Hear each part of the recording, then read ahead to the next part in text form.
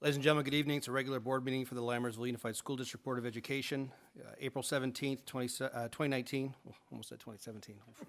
No going back. Call this meeting to order at 7 o'clock. For information, this meeting is being recorded and live streamed, so at this time, if you would please silence your cell phones. If you would like to speak during public comment, there's blue comment cards in the back. We request you fill one out and bring it up. And at this time, I call Principal Pacheco from Hanson Elementary School, who will bring her students up to lead us in a Pledge of Allegiance and a presentation.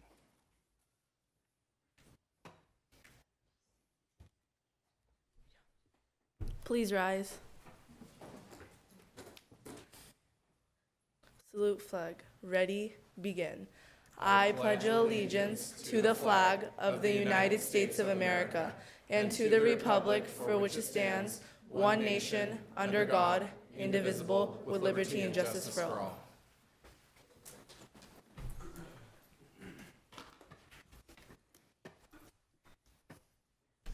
I want to thank Kamish for leading us in the Pledge of Allegiance. They're going to do a presentation tonight too. So President Balzerini, members of the board, Dr. Nicholas, thank you for allowing me to speak tonight. I'm going to do my best to cover a full year of Hanson's inaugural year in about 5 minutes. So we have a lot of pictures. So I want to just give you kind of an overview about the community that we've built there, some of the traditions that we've put into place, and some of the celebrations that we've had with things that our students have done, things that they've achieved through the year. And I apologize that I'm a little under the weather. We have had many celebrations. A lot of them fall right into the traditions of Lammersville Unified with Student of the Month, Halloween parade, trunk of treat celebrations. Some of the things that we've done a little differently is we had our opening of the multipurpose room that happened just kind of in conjunction with Diwali and the celebration of lights. So we had students who came and put on performances. We had traditional food. We had parents who brought in food and served the community as celebration. So that was a great way to open our MPR. As part of our Halloween parade there, you'll see our staff. We decided to dress as construction workers because we felt that that fit with the theme at the time. We have put into place our Student of the Month assemblies, and in addition to having teachers choose a Student of the Month, we have students who choose their peers also for Student of the Month. So we have a teacher's choice and a student's choice where we celebrate students who have exemplified the pillars of character. Part of that as well is we have students who get to participate in a teacher challenge if they've won the Student of the Month, and there you see that they've mummified their teachers. So that's just a fun way for them to get to celebrate that they have received the Student of the Month. In addition, we have also taken part in the traditional field trips such as Ag Venture and Pioneer School. Our middle school students had the opportunity to take BART to the Exploratorium this year as well as a group, and that was a great experience for them. We had PTA who hosted our first annual fun run, and PTA raised over $16,000 in our first year, and that has given them the opportunity to provide assemblies for our students. We had a Sky Dome assembly that the students participated in, and they also are providing a SAMI circuit that's going to happen in May, where SAMI will bring a series of activities students will do to learn about health and fitness. They'll go through a circuit of exercise circuit, and then we'll have a parent night where parents can come participate as well. So the PTA has done a really great job of raising funds and giving back to the students with that. We also have celebrated Spirit Days, such as Dr. Seuss Day, and you'll see there are kindergartners who celebrated the Lorax with their pictures and their mustaches for Spirit Day there. We have done a great job with Makerspace. We had teachers who were able to come in and kind of play with the materials, get used to the materials so that they could then help students learn to use our Makerspace materials. We also used our Makerspace to celebrate the Hour of Code, which was in December. And so that was the Computer Science and Education Week. So all of our students were able to go to the Makerspace, do an hour of coding activities, and we had some parents who even came in and spoke to students about their careers and how they use coding in their everyday life as well. So that was a fun activity that we had. And one thing I really wanted to share is that Lego board. First time our students used it, and what they spelled out is "We love Hanson." So we've loved that. You'll see also our students using the Ozobots, where they've used markers, colored markers, to code robots, and they've done a lot with that as well. So we have appreciated all of the time and energy that the district's put into that makerspace, our students have definitely learned quite a bit and they've enjoyed it. We've also implemented at Hanson Elementary a Genius Hour. On Fridays from 12:30 to 1:30, all of our students get to participate in something that they're interested about, whether it's cake decorating. You can see there some of our students there doing pastry. We have students who are just doing collaborative activities, stacking blocks, doing block challenges, and then students who are doing self-driven inquiry projects where they want to spend an hour just learning more about something. Or they want to discover something or learn to build something. And so it's a self-driven project that's supervised by the teacher, and it really gives them that chance to learn more about what things that they're passionate about. And you'll hear from our students over here who are in our Jump HOSA program, and that came out of the Genius Hour, where they wanted to learn more about that, and our high school students were able to coach them, and they'll be talking about that in a little bit later. Our extracurricular activities, again, we have had basketball and volleyball. We've also added the mock trial this year. Our students will be competing in May at the Venture Academy. And then we also joined the National Junior Honor Society. So you'll see there our first group of students who were inducted into the National Junior Honor Society. We had students from Mountain House High School come and read through the pillars of the National Honor Society to help celebrate our students joining in with that. And we also have our teacher who's partnered with the high school advisor. So they're working on a sock drive together right now, working with the high school and coming together on projects like that. We've done quite a few academic competitions. Our Science Olympiad Division B team, we had 2 teams that competed. They came in 3rd place and 5th place and went on to the state competition at Stanislaus State, and they placed 11th in Northern California, which I think is great given our first year and our team just being formed. They did an amazing job. We had our Team A, who placed 2nd in San Joaquin County for Math Olympiad. And we had students who wanted to be a part of the Math Counts competition. So parents assisted with forming a Math Counts team. They went to compete and they won 1st place. Went on to compete at Stanford for the state competition.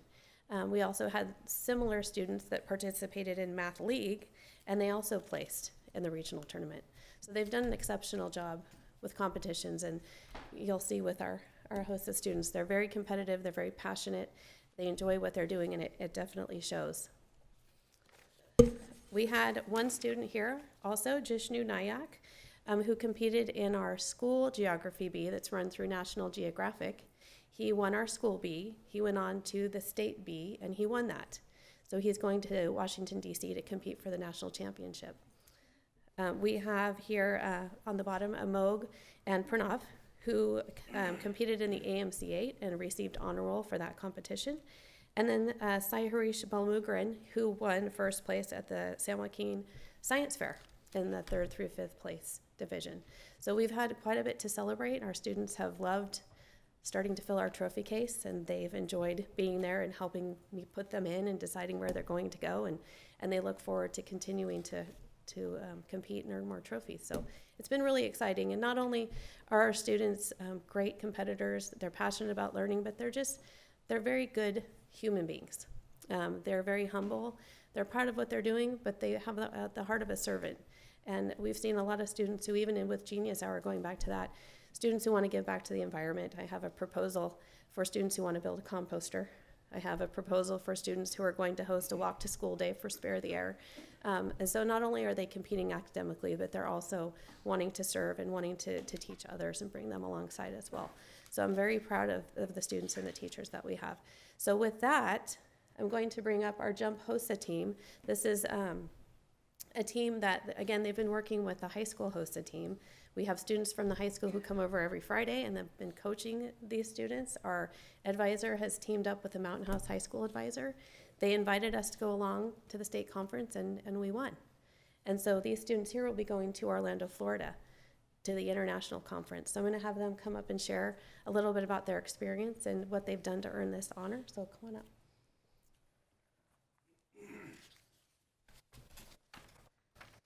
And we have Sahasra, Pari, Kamish, and Nikita and Samarth. You can start, Kamish. I'm going to hand that to you, and you'll just put it over So JUMP stands for Junior Upcoming Medical Professionals.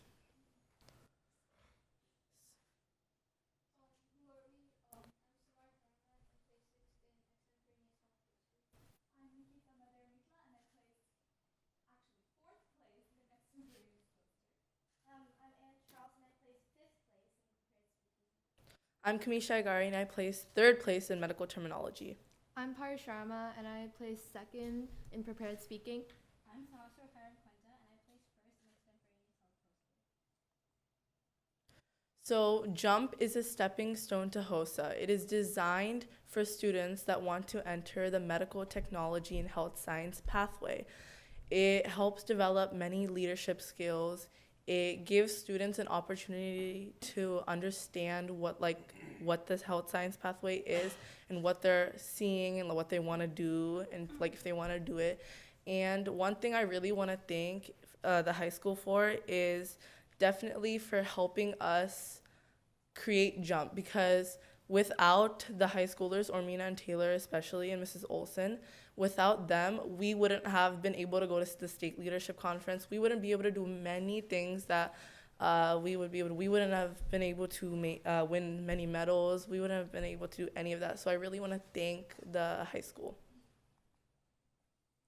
So the highlight of every year for HOSA members are the HOSA leadership conferences.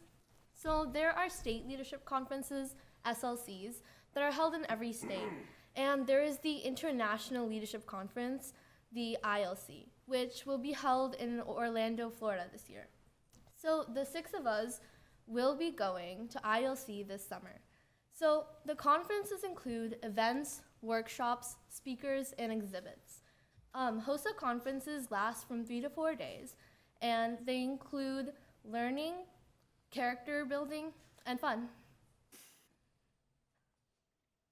In conclusion, competing in JUMP helps increase confidence, leadership, and teamwork skills. It is a great experience for all, and it also looks really good in your college application. So if you want to follow a biomedical pathway, then you should really do this. Thank you.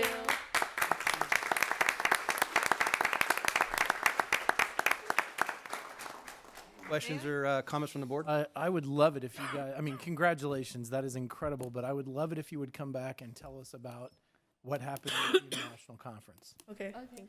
Yeah. May I ask what grades you're in? I'm in 8th grade. I'm in 8th grade.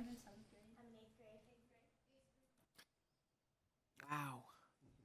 Very, very impressive, you guys. Wow. And knowing, Congratulations. getting a jump start, I am Yeah. very much looking forward to see how you progress through high school. This is going to be amazing to see. So Thank you. excellent work. Keep it up. Absolutely. Thank you. you. Thank you very much. Thank you. Thank you. Roll call. Matthew Balzerini. Here. Colin Clements. Here. Ann Goodrich. Here. Sharon Lampel. Here. David Pombo. Here. Roxar Mohammed. Here. Correction to the agenda. Yeah, we have a closed session item, item D. The attorney sent us a case number with in a typo. It's going to be changed to OAH case number 2019-020-438, and that's it. And actually, there's the date under calendar item E. It should be Friday, May 3rd. Oh, yeah, I saw that. It looked like calendar going. So with that, Move to approve the agenda as Second. first and a second, student preferential vote. Decline to vote. Declined to vote. All in favor? Aye. Opposed? Motion carries. Moving on to recognition, Mountain House Winter Percussion, Principal Pbis. Well, good evening, Board President Balzerini, Dr. Nicholas, board members. If you guys would come on up, please. I'm going to invite up our Mountain House High School Winter Percussion team. We're not going to play the whole thing, but you can watch up there as I talk. This is our, come on, you can surround me, it's okay. If you're behind me, nobody will see you. This is an awesome group of students. We have a great school that's done really great things, both academically, extracurricular with sports, but also something that's near and dear to my heart as a former music teacher, the performing arts. And this is our winter percussion team. A lot of people, you say winter percussion and they go, what the heck is that? It's an indoor marching competition that includes only percussion instruments. So we've got students playing all kinds of different things. You'll notice there's a pit percussion there. You see they're holding tons of mallets in their hands. I don't know whether this year or last year, some of them were holding like 3 in each hand. It was probably last year, but still very talented students. And to have a program at a school that's only been open, and we say this a lot over and over again at Mountain House High School, but we got great kids, great teachers. And if I can open up my phone here, it's not, yes, that's my face. Okay, so this year, similar to previous years, they've competed in 2 different circuits, NCPA and CVGPC. And this year in the NCPA, they competed against schools like my former Amador Valley High School, Dublin High School, and Foothill High School, who have well-established programs. Over the last 20, 25 years, they've been powerhouses. And this team, the new and mighty team, beat them out in NCPA. They got 3rd place in NCPA, and they beat Amador, Dublin, and Foothill. So that's great. And the other thing, on the same day that they did that, they went to another competition in a separate circuit, which is the CVGPC, and they were named champions for the 3rd time in 5 years. Woo!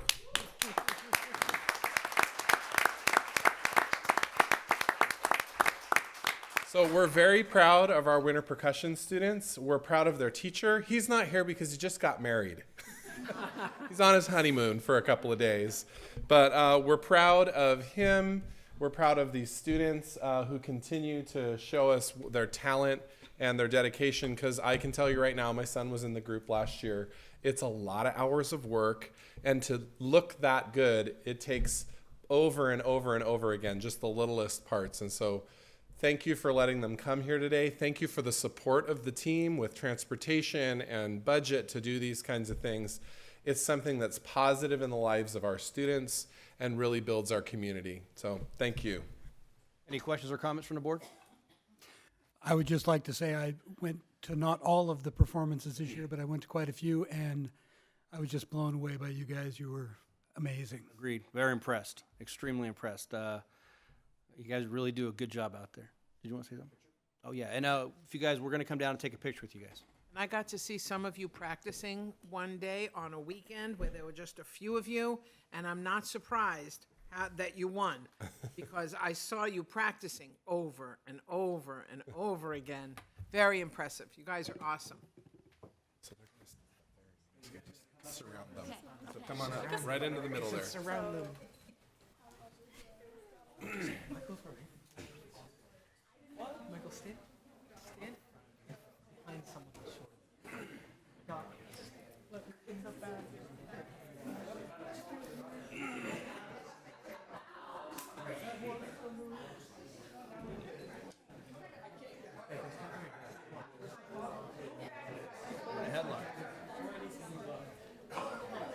Yeah, maybe some of you in the front on your knees.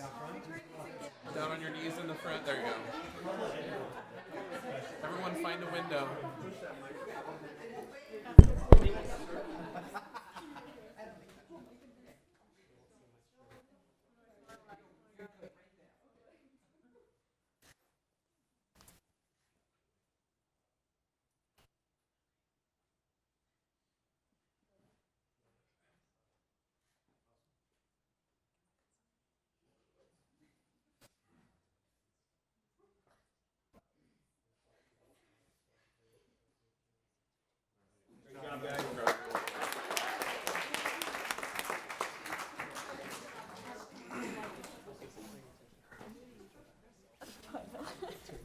My dad's such a real one. He has us like better than his.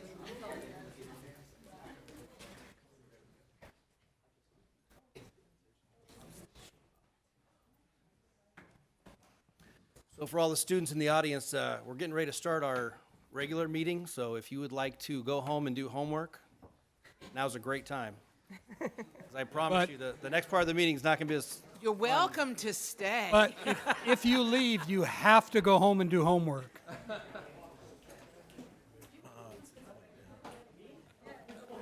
This group, no way, they can still go.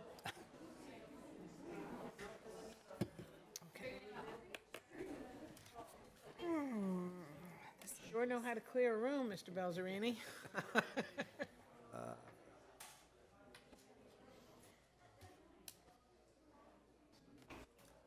Item 5, committee reports.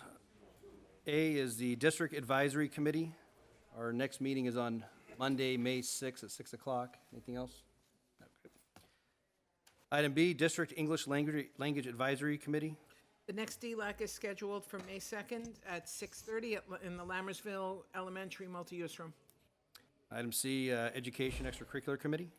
Our final meeting of the year will be on April 23rd at 6:30 PM right here in the school boardroom. All right, thank you. Item D, Facilities Committee. Our next facilities meeting is scheduled for Wednesday, May 16th at 6:30 here in the boardroom. Item E, Policy Committee. We have a bunch of policies up for final review here today and a whole bunch of new policies out that we will start reviewing that are going to be due May 15th. I was really happy with that email yesterday. Nothing like a bunch of new policies to review. Item F, Safety. Our next meeting is on Wednesday, May 15th. Item G, Wellness. We've held our final Wellness Committee meeting last Wednesday. We received a social emotional handbook created by our Student Services Counselor Kathy Coyle and the State Healthy Kids Resource Center information provided by our district nurse Amy Isler. We debriefed on this year's farmers markets at the K-8 sites, and the committee also discussed the development of an AED plan, which will be part of each school's site safety plan. In addition, AED drills will be held quarterly with the assistance of the district nurse.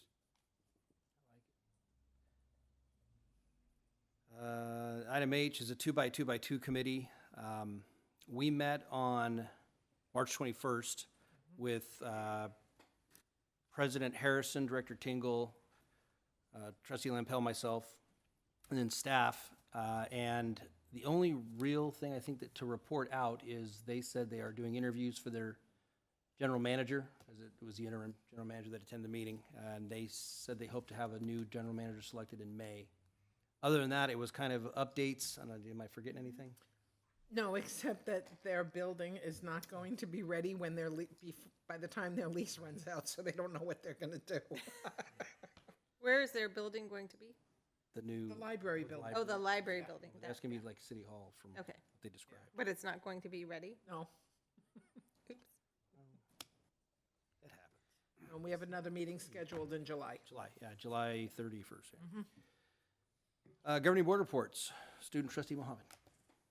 First off, excuse me for being late. I was caught up in a class officer meeting, which, speaking of, we just elected our new class officers for the sophomore, junior, and senior class for next year. So they're in the middle of planning class shirts and fundraisers for next year. And along with the JUMP students, I was also able to go to the HOSA SLC conference in spring break, which was also a really great experience. And this week, currently, and last week as well, our drama production is happening. So a musical, Freaky Friday. So I was able to attend that as well, and that was a really great musical. Next week is a pretty busy week for the high school because we're gonna have a career fair on Wednesday after school. And that week is also the dance production and our very first night rally. So we have a lot going on next week. Very good, thank you. Trustee Goodrich? Nothing to report. Trustee Clements? I had a few things, but I forgot to bring my notes. I did attend the Sweets Showcase of Success, which was, a benefit for the forensics and debate team. It was a lot of fun seeing the kids. They actually did a demo debate, which brought back fond memories. And also, I'm very happy to report that my next installment with Dr. Saylor on my continuing education on special education is tomorrow. Oh, very nice. Trustee Pombo? I was able to attend the farmer's market at Lammersville Elementary and was impressed with the information shared with the students on nutrition and the importance of eating a healthy diet. I also donated, along with my wife, we donated at the Mountain House High School Red Cross Blood Drive. I attended the Cybersecurity Info Night at Mountain House High School. I, along with President Balzerini and staff, attended the California Office of Education Awards ceremony where LUSD was awarded an Exemplary District Award and Mountain House High School was awarded a Distinguished Schools Award. I attended the Mountain House High School drama production of Freaky Friday. Very impressed with the production, with the play. I participated in the Mountain House High School Vice Principal interviews, the Wellness Committee meeting, and the talent show at Hanson Elementary, along with President Balzerini. A lot of talented students and staff at our newest elementary school. And I also was able to attend the bingo night along with Trustee Lampel at Lammersville Elementary. And I even won a game of bingo. That concludes my report. Trustee Lampel? So as President Balzerini reported a couple of minutes ago that we attended the 2x2x2 meeting with the CSD. This level of communication is something the two boards have needed for a long time.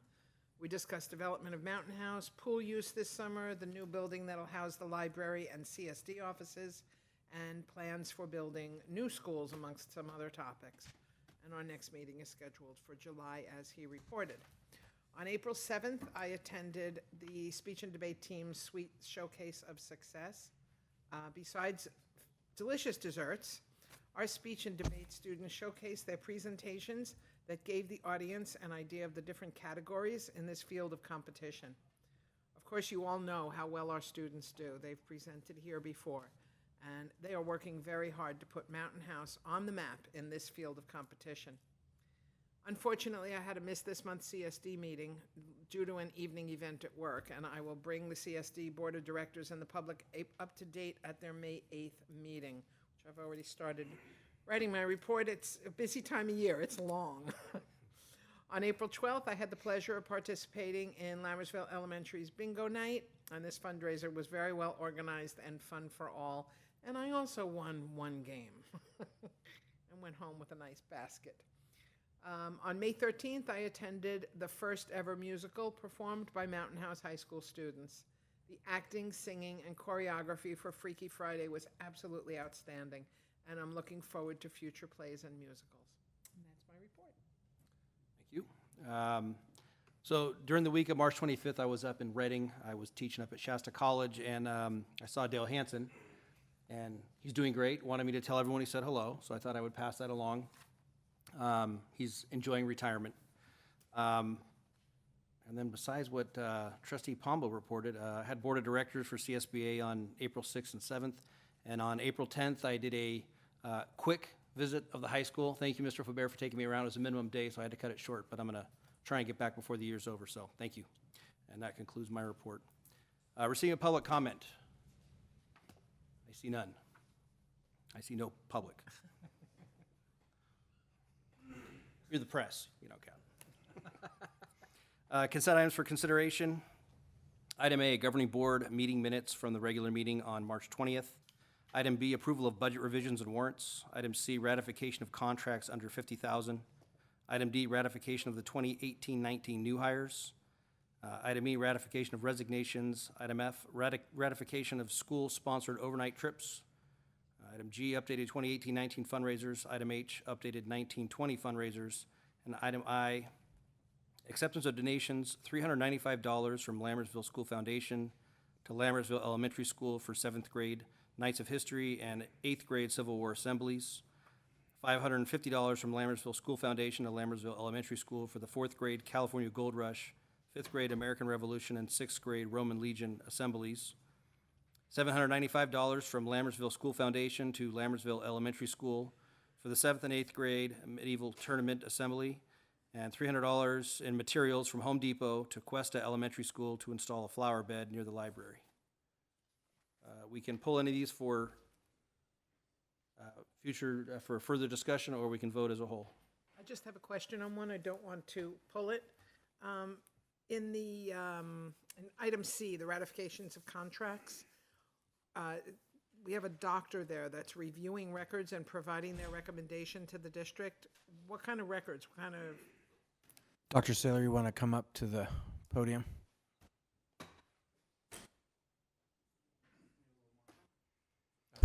So, good evening, Board President, trustees, Dr. Nicholas. That contract was put in place for a physician to review a student's health needs to determine whether or not they would be able to go to school. That evaluation was done during the last school year. We were going to need his expertise again, and so we reached out to him to come provide us his expertise on a student's health needs. Okay, thank you. I'll move for approval of consent items as presented. Second. First and a second, student preferential vote? Aye. Aye. All in favor? Aye. Opposed? Motion carries. Trustee Lampel. We're very proud to welcome the following new members of our Lammersville family. Catherine Huang, math teacher. Richard Weatherford, custodian and security 3. And that's it for now. No, that's 1819. Do we have, we have, no, we don't have 1920 hires, right? No. Okay. Very good. Welcome. Welcome to those two new folks.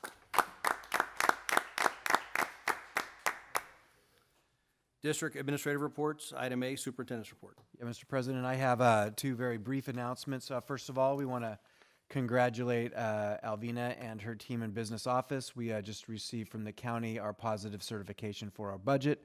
And for the community who may not be aware, that means we have to be able to pay our bills in this year and the 2 out years. So we're in good shape. So that's one, so congratulations. And then 2, we have a young lady who was honored as part of the HOSA program, Health and Occupation for Students of America. Her name is Jeanette Ashfog. And she was named a Cal HOSA state officer tied to our Project Lead the Way biomedical science program, but she's going to be representing us at the state level. So congratulations to her. And that's my report. Thank you. Item B, district enrollment report. Yeah, happy to say that we are currently at 5,541 students enrolled and counting rapidly. Item C, Williams Quarterly Uniform Complaint Report, January 16th, 2019 through April 15th, 2019. There were 0 reports. Thank you. Item D, high school update. I'd like to invite Principal Faubert to give his presentation.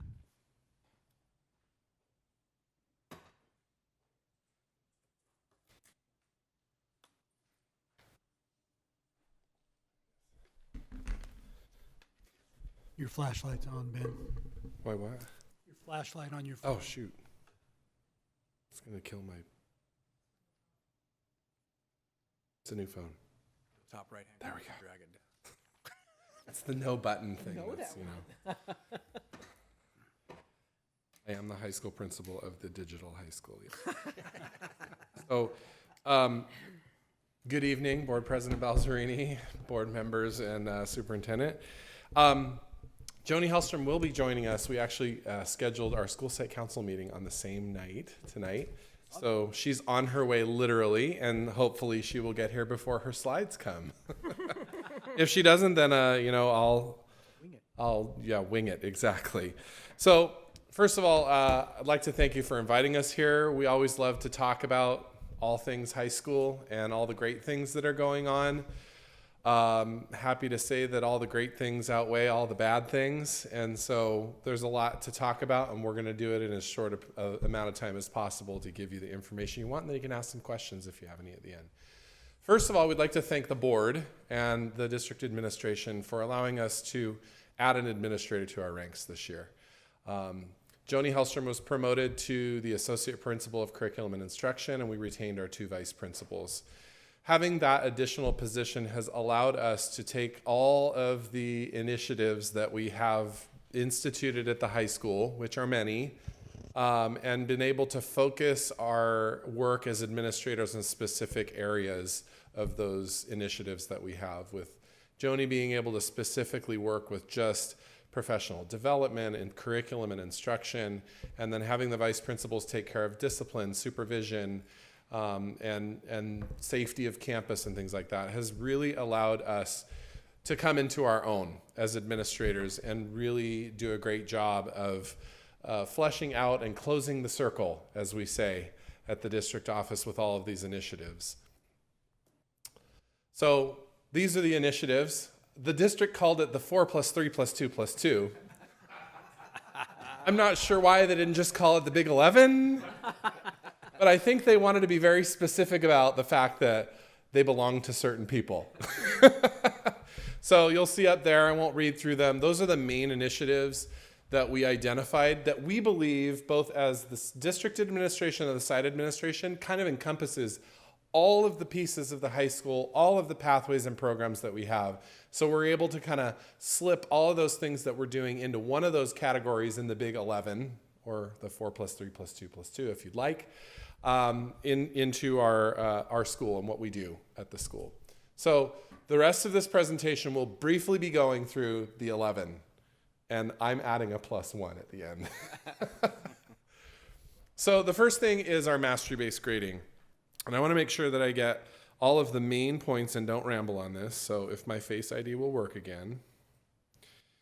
So first of all, we've been able to institute a mastery-based grading philosophy at Mountain House High School. This is unique. I don't think you can go to very many high schools in the country and say every teacher in every classroom uses the same grading scale, the same redo retake policy, and the same policies and procedures around grading students. You can't find a school anywhere that will do that. So we were able, as opening a new high school in a newly unified district, to really nail down what is best for kids and what does the research say about what's best for kids. If you're interested in looking at the details of that, it's on our website. We wrote a white paper about it. Brian Shum wrote it a few years ago. Has all the stuff in it, the research behind it. But essentially what we're able to do, and what we've closed the circle on this year and continue to go into cycles of improvement now, is We've nailed down the redo, retake, and error analysis policies. Each department has their error analysis. When a student doesn't do well on assessment, they come back, they're able to re-look at what they didn't learn and then retake the assessment. And we've also nailed down the deadlines that students, because when we first started, it was kind of open and people would procrastinate that redo, retake till the very end of the semester. So we've nailed down some of the nitty-gritty policies and procedures that we need in order to make sure that students are making satisfactory progress as they move forward in a timely fashion. And then also, when they redo and retake it once and they still didn't get it that second time through, provide a different type of intervention for that student who still may not be getting it. And that we use our Edgenuity content, which is our online content. We use a lot of that to institute into that redo, retake process. In addition, this policy, number one, makes it extremely transparent for our students and for our parents. They know exactly how to describe how they got the grade. And at first, I think there was a lot of angst over what we were doing, that it wasn't like everybody else. And now everyone expects it and loves the fact that they can demonstrate their mastery in these ways. It allows our students to fail forward. A lot of times when students fail, in public education, we just say, oh, you failed, we're moving on. We fail forward. You fail and you pick yourself up, you learn it, and you demonstrate mastery again. And if it takes a number of times, that's okay. It's even come to the point where some of our teachers are now piloting gradeless classrooms, where students are demonstrating mastery throughout the semester. At the progress reporting time, the teachers either give a passing or not passing. And at the end of the semester, the students have to sit down and defend their grade to the teacher. They pick their grade, and they tell the teacher, this is why I believe I deserve an A, or a B, or a C. And then they defend that with their explanation of the mastery of the content in the class. It's a true showing of real mastery-based learning and grading when a teacher and a student can sit down and the student can articulate all of the goals of the class and why they might have obtained those skills and standards. So the next thing that we're working on closing the circle with, we're not quite yet closed it yet because there's a lot of work to do with the data analysis of this, but it was our commitment to take a look at our success period, which is that 30-minute period that happens every day before lunch. That's the opportunity for students to go to classrooms, speak to their teachers, get additional help, redo, retake tests. We found when we did a deep dive into the data, we found that it was the same students ending up in success over and over and over again. They weren't getting out of success. We wanted to figure out how can we better serve these students. So what we did is we created a new success structure, a tiered structure. It goes along with RTI, where you do, which is a response to intervention, where you take a look at the needs of the students and what level they might need intervention at. So there's the general success where students who have maybe 1 or 2 D's or F's or are just struggling a little bit, and they can go into their teachers for additional assistance in the classrooms. When there are students who are failing more than that, they're now being assigned to administrators. So each administrator at our site has about 20 to 25 students. So I have 20 to 25 students every day that come to me. And as you might imagine, those students are like, oh, I'm in the principal's office. I'm the one contacting the parents. I'm the one talking to the kid about what they're doing. And what we've found in the first couple of rounds of doing that this year is that the response is pretty good. I had about 23 students in my first round of, in my first round of success. And when we redid success, the next progress report, I only got 2 kids back. The rest had exited out and moved on and said, okay, I saw the light, I won't do it again. So those kids that return, we are referring them on to our counselors because we believe there's something else there. There's something there that they need help with that administrators aren't able to do, teachers aren't able to do, and we're digging deep and looking at what is the cause of the student not being able to be successful. Is it truly just a motivational issue? Is there a learning problem? Do they need referrals over to additional assistance? And so there are those 3 tiers of success, and it focuses on, we're able to focus more on skill deficiencies as opposed to managing the huge group of kids that might come into a teacher's classroom during success time. The next area is our blended online and hybrid. And part of this is done through our walking and talking instruction. So this year we decided to take a look at blended learning strategies that teachers can implement into their classrooms that go along with the goals of our walking and talking instruction this year. And we focused on student engagement and student discourse. So looking at the student engagement and student discourse, we looked at the research and what it said about professional development for teachers, and what it says a lot about is when teachers can choose their professional development, and when the professional development is provided by their peers, it takes more. They're more likely to use it in the classroom. They're more willing to implement those strategies. So what we did is we have a professional development committee that meets together.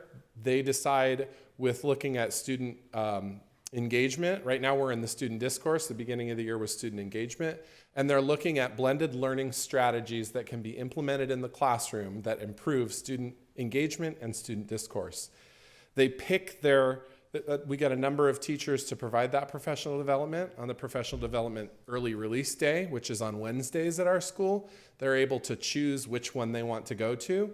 At the end of that session, they make a goal between that session and the next session on what they're going to implement in their classroom. Administrators can go into the classroom and observe what they're doing and whether that's being implemented or not and give feedback on that. And we also used our walking and talking on our school site to be able to take all of the departments. Every teacher on our school site has done an internal walking and talking instruction where they go into classrooms, discuss what's going on, and provide some of that data feedback to us on whether we're being successful or not. In addition to the blended learning, Online and hybrid falls in these areas as well. Our online program is growing. We were able just recently to get our program's name on the statewide homeschool network website as a homeschool program provider. And so that was just this week. We're also going to be able to go to the fair, the homeschool fair in May, and set up a booth to show people what we have to possibly attract additional people and additional ADA into our district to provide online programs for students. In addition to the fact that we instituted this year our hybrid program, which means our face-to-face students can take courses during their school day that are completely online. So I have my own 2 students at the high school. Both of them happen to be taking 1 class online. What we found with the online hybrid classes is it's been extremely beneficial for our students and for our teachers. A lot of districts can't pull this off because teachers feel like hybrid and online courses are actually taking jobs away from them. At our school, we're keeping the jobs here. They are the ones who are facilitating the learning in those online courses, making sure students are on track. And what we found, or what I found as a parent, is that when my child struggles with the skill or concept in that online class, Dr. Forrest, who has a doctorate in education, is the one who's the teacher. And when my kid needs help with a skill, they don't have to sit in a classroom of 35 kids and raise their hand and hope that the teacher will make it to them. They go down to the classroom and they get one-on-one tutoring from a highly qualified credentialed teacher, one-on-one. They fix the problem, they master the skill, they move on.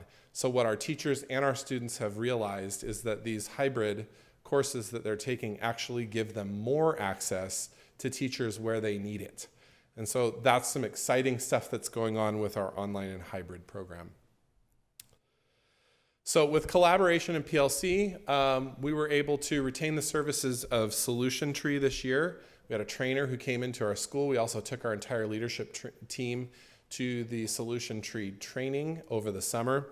And what PLC is, professional learning communities, and the big 3 ideas of PLC is learning for all, effective collaboration, and focus on results.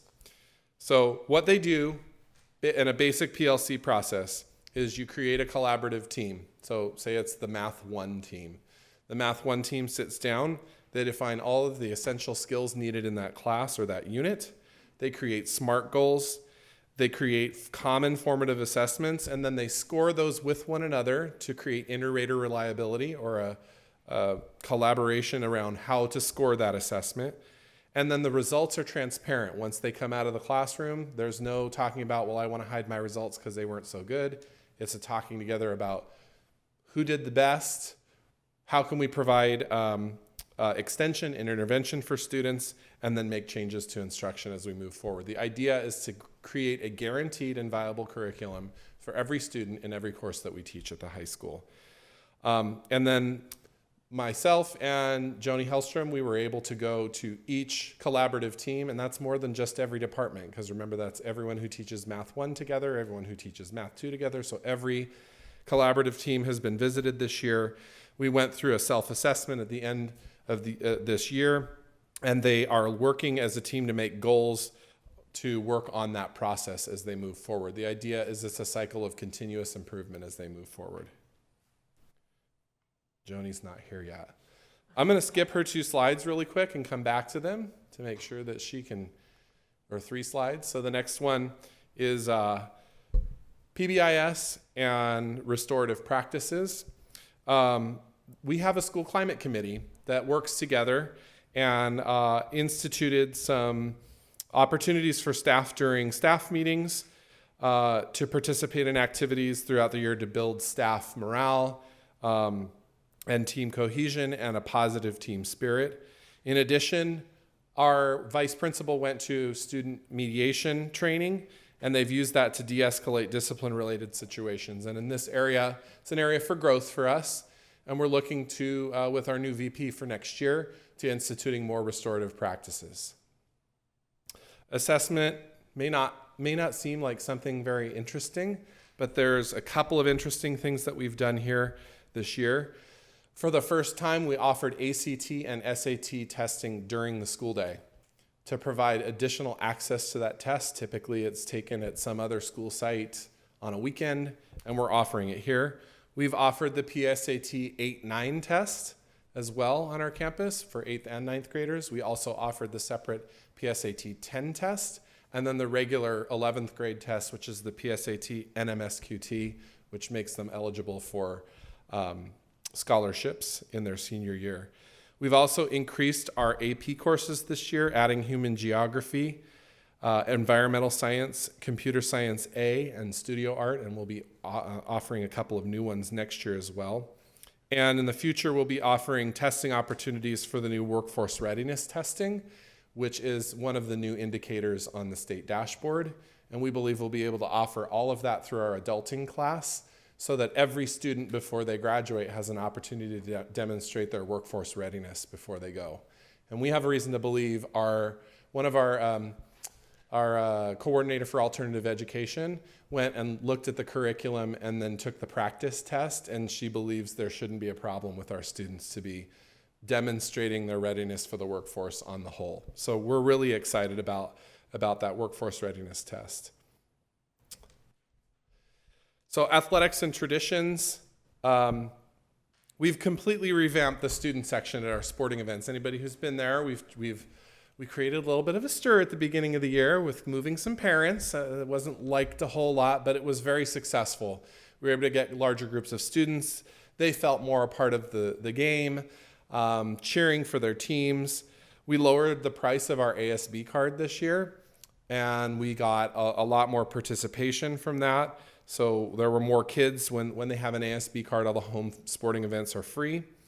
And last year we sold 13 ASB cards, and this year we sold 469. So that will be hopefully become a tradition for students to purchase that at the beginning of the year, get as many of our kids to buy that, and then encourage them to come to the games. They were also given a free shirt with the purchase of an ASB card, and then there's promotional nights at sporting events, and we've added activities like photo backdrops during Spirit Weeks, music at lunch on Fridays, and new events such as a nighttime rally that's happening that you heard about, a blacklight rally, which we were a little tenuous on, but it went really great. Singing birthday grams for students on their birthdays, and the new senior activities where we're going to go to the elementary schools with the kids in their caps and gowns, and the teachers and the students can see the kids that they know and that they've seen come through their school before they graduate. Tons of extracurricular and co-curricular activities happening. You saw the HOSA Jump kids who have been working with our HOSA kids. We have 48 active clubs. We have tons of high awards won throughout the year by Speech Debate, Science Olympiad, HOSA, Band, Mock Trial. Band, Cheer, and ASB have partnered on with Athletics Department to revamp game time involvement. And we partnered with the K-8s for CTE Freshman Preview Day, which was great. They came and took a look at all of our programs. We've created a handbook for our co-curricular and extracurricular activities. So I'll go back to the other two and wing it on those. Early college program is going great. We currently, for our incoming freshmen, have about 58 kids who have applied for the program next year. We're going through them to see which ones of those are eligible. So all of the current cohort, this is the first cohort graduating this year. It'd be great to see them walk across the stage.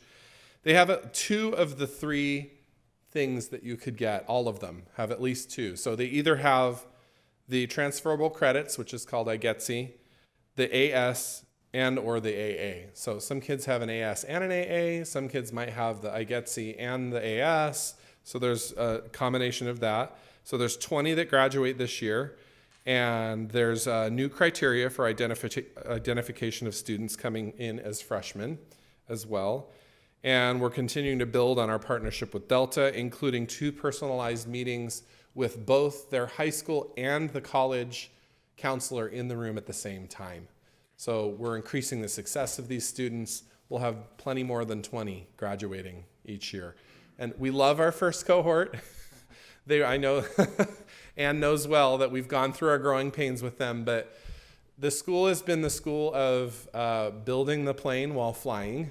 And I think we've done a pretty good job of building a great plane. Sometimes we've had a rocky road, but the options for kids have increased over the years, and we're excited about that. Our math program, a couple of things. First of all, the winter map scores from last school year, you'll see them up there. You'll notice that the winter map score during the 17-18 school year, only 56% were seen to be proficient in math, as opposed to this year, our Math 1A students are showing that 62% are proficient now with the change in instruction and the things that we're doing with our Math 1A students, and you'll see the different breakdowns of students there. We collaborate weekly with Guru, who is a educational partner with us to provide intervention services for students. And they learn current content, and on average, they gain 1 to 2 competencies per week for filling their gaps in addition to staying current on the content. And this last slide, there was one more after this. So our CT and internships, our work experience is going great. 3 years ago, we had 3 CTE pathways. This year we have 6. Next year we'll add 2 additional pathways. And part of that is that we were able to either get teachers credentialed with CTE credentials or hired teachers with CTE credentials. Oh, good. I skipped yours and came back to them, but this CTE one's really cool, and you have lots of great stuff to say. All right. No, it's okay. I already did the early college, but you can show them the... I had to top the really awesome slides with all the pictures of students, so I tried to bring other things to top that. So a couple cool things with CTE. One is when I first started here 3 years ago, we had 3 CTE programs with the fully credentialed teachers, fleshed out programs at the school. Right now we have 6, and we're adding 2 more pathways next year. And so it's really exciting. They're filling up, there's kids in them, and they're completing their pathways. We added work experience this year. We're building it even bigger and more next year. So what I put on the slide is a quote from a student who went out on an internship this year. So I'll give you a second to just read this, or maybe you already read it. No, I didn't. Maybe they read it while Ben was talking. Is that what happened? So I just think it's really neat. It was the kids do reflective processes, and it was something really cool. She went to a cardiovascular place in the Bay Area somewhere and got to watch stress tests and ultrasounds of hearts. And she said one day she was walking by and saw a book on something. I cannot even pronounce what the title of the procedure was, but asked the doctor, "What is this?" And then he sat down and took 10 minutes and explained it to her, and she learned how the science she's learning connects to what they're really doing as doctors. And so I just kind of pulled that quote out of one of her reflective journals, and I thought it was really cool. Something else awesome about CTE is that we wrote a grant this year for next year. It's a 3-year renewable grant, and we were given $200,000 for our CT programs for next year. And as long as we do awesome, which there is no way we're not going to do awesome, we can continue to renew that for 3 years. And then we also wrote another grant that we will hear April 30th, if we got or not. But that was also a 30-month grant, and we wrote it for a 0.6 counselor to do CTE and career counseling services specifically at the school. So cross our fingers, I hope we got that grant. And I'm just really excited about what we can do, and it's really connecting students to the world out there. Is that all? Did you do all my other We talked slides? early college, but you can show them this and pass it down. You just have to see it. They just came in person. My picture was terrible that was on the slide. Oh, sorry, may I approach the bench around? Pass it down, but that's the cool medal that they'll get to wear at graduation for our first cohort this year. Isn't it awesome? Do you want to say a little bit more about math? Because I kind of... Yeah, I'm so sorry. No, it's okay. We double booked the meeting. Yeah, did you? So yeah, the cool things about math, I think 2 pieces of information I think are really cool. Guys, so much. I really Yeah. It is possible that I ordered a few extra because there's always those surprise or I lost it. One of them will be at my house. Yes. Check it out whenever you want. I actually happened to ask the Fiona Clark child when they came in, "What do you think? Do you like these?" And she thought they were pretty cool. So They are very cool. thank you. So I guess the 2 big pieces about math that I'm really excited about is, one, you can see the chart here. I think Ben probably talked you through that. A little bit. But the data on the chart shows that when the students took their winter map test last year, 56% of them overall at our school showed that they were proficient or above in math. But this year, 62% of the students are showing proficient or above. Same time of year, almost the same group of students. The seniors aren't here. But it's really exciting to see. And then there's some special populations that we've been focusing on as a school this year to really help close any kind of achievement gap. So in at least a couple of them, we're seeing some great improvement as well. And then the other cool thing, our Math 1A program is for our students who are struggling in math and have a lot of gaps from 3rd grade and 6th grade. And so they're working with the Guru project, and they spend a few days a week working on building up their math skills. So they're learning current content, so they're not getting behind with math, but at the same time, they're building and filling gaps from behind. So we had set a goal of about 1 or 2 competencies per week. So kids are gaining skills that they lost when they were younger at a pace. The goal was 1 or 2 a week of regaining skills. And so we're meeting that goal. That was a really low. When I ran the statistics, I think that we're probably higher than that, but I don't want to promise anything that I don't know for sure. But that was a very understated statistic. So I feel good that we're meeting that goal and that students are not getting behind. They're staying at current level and building up at the same time. Anything else? That's it. So the last slide is a teaser. So I think, did you pass them down already? Yeah. So you just got something passed down to you. It's an invitation. And my face thing isn't working lately. So next board meeting, I believe, is that correct? Or an upcoming board meeting, our district coordinator of alternative education will be coming to talk to you about the reboot of alternative education. We're throwing away alt ed. It's kind of a negative-ish type of term, and we're turning it into the Epic Academy. This is the logo that's been designed for the Epic Academy. It goes along with our mission statement. And so, first of all, again, I'm just going to wet your whistle here because there's a lot that's going on with this. Let's see. Alt Ed seniors, except for 2, have completed their graduation requirements already. Right now, they're done. The 2 that haven't finished are on track to finish on time. There's a 100% graduation rate of all of our Alt Ed students this year. And students participated in service learning activities, as you can see above. They were working on Easter eggs for the Mountain House CSD egg hunt. And they've gone on field trips this year. There is a big need for career readiness, and Epic Academy begins. As it begins, students will come to class 3 days a week, and they will leave the classroom for 2 days a week to learn. It's an exploratory work experience and internships, and the Alt Ed department's engaged with local businesses to partner with. So this invitation is a save the date. All board members are invited. It's during the day, so we know not all of you will be able to make it. But it's the industry partner orientation on Thursday, May 19th from 9 to noon in the Learning Commons. And there will be sessions for the employers to go to. They'll learn about the soft skills that our students will learn before they come to them. Our students are going to receive really cool shirts to dress professionally.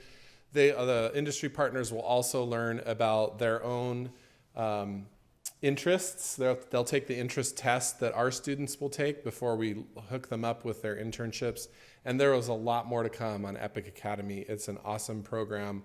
We're completely changing the face of what we do for alternative education, and we believe it will also be a pathway of choice for non-alternative education students as well. So that's a little preview of what's going to come when Karen comes to talk to you. And thank you so much. Are there any questions? I had a question about the Guru program. Yes. So it's I'm assuming it's an online program. Yes, so Guru is a partnership. Google is creating this really, really awesome program to compete with whatever else is out there to try to fill gaps. So it is an online program. There are kind of 2 components to it, as I understand it. The students can watch videos or have learning activities, and then they take an assessment. And if they pass the assessment, they show that they have learned that skill and can move on. If they don't pass it, it takes them back and it gives them a different kind of learning activity to try the next time to learn it.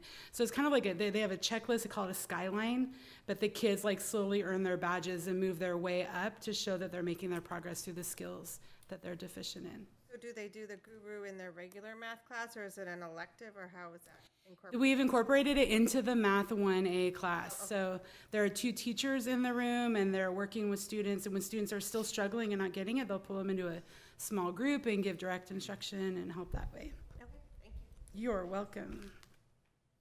Other questions? I have a comment, if I may. I you spoke a lot about mastery-based learning, and I wasn't on the board when the decision was made to go to mastery-based learning, but I really want to commend you, Ben, the district staff, Dr. Nicholas, and the board in place at the time.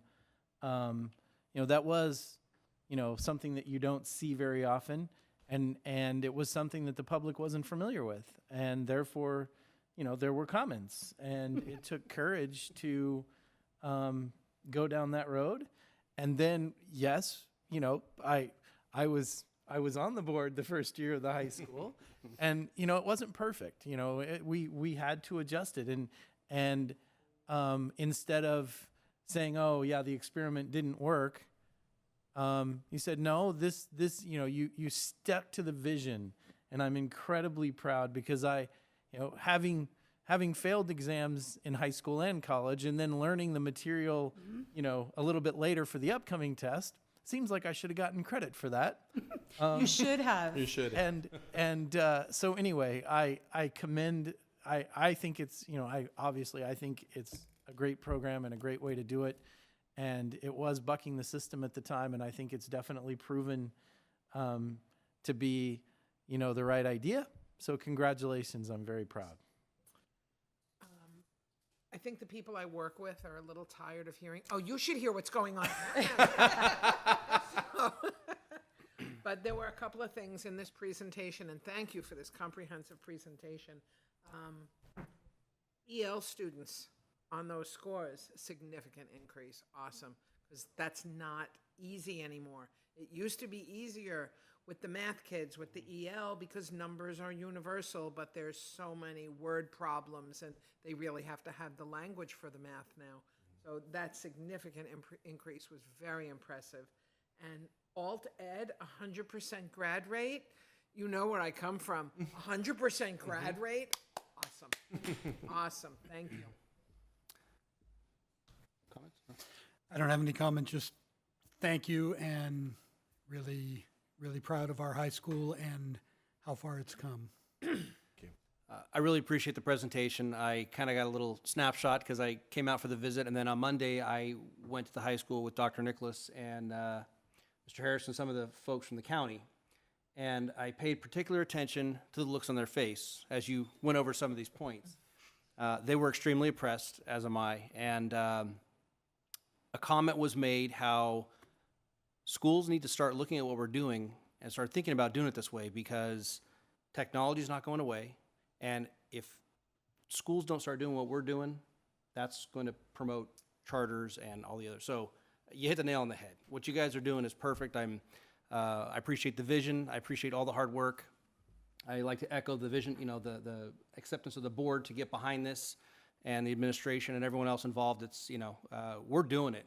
People are noticing us, and I'm extremely proud. So thank you. Keep up the good work. Thank you. I just have to say thank you then for giving us the resources and the support to be able Yes. to carry out that vision and get the work done. Well, and I also, Really appreciate that. one of the questions I had down I was going to ask, which you answered, was for the CTE program. I know right now there's a lot of grants. I teach up at Shasta College, and the high school CTE program comes out, and it's the top kids from the class come out and they get to participate. And they came out this year, and every single one of them had on a brand new helmet, a brand new coat, pants, a breathing apparatus that's top of the line, like just released. I'm like, where do you guys get this stuff? He's like, we wrote a grant and we got it. Yep. Unbelievable. Yep. So there's money out there. I'm glad we're There getting is. it too. Well, I just want to say that what you guys are doing at the high school has always been cutting edge and, research-based and top-notch. But what I'm impressed with most is that you don't stop pushing and trying to be better. It's easy to say, we're a great high school and we're doing good things, and look at our kids are doing fabulous, and we've won awards, and look how awesome we are. but you just say, look, we've won some awards, so let's go win more. Yeah. Let's go do it better. It's not good enough. Yeah, so that part is what really impresses me. So, Yeah. thank you.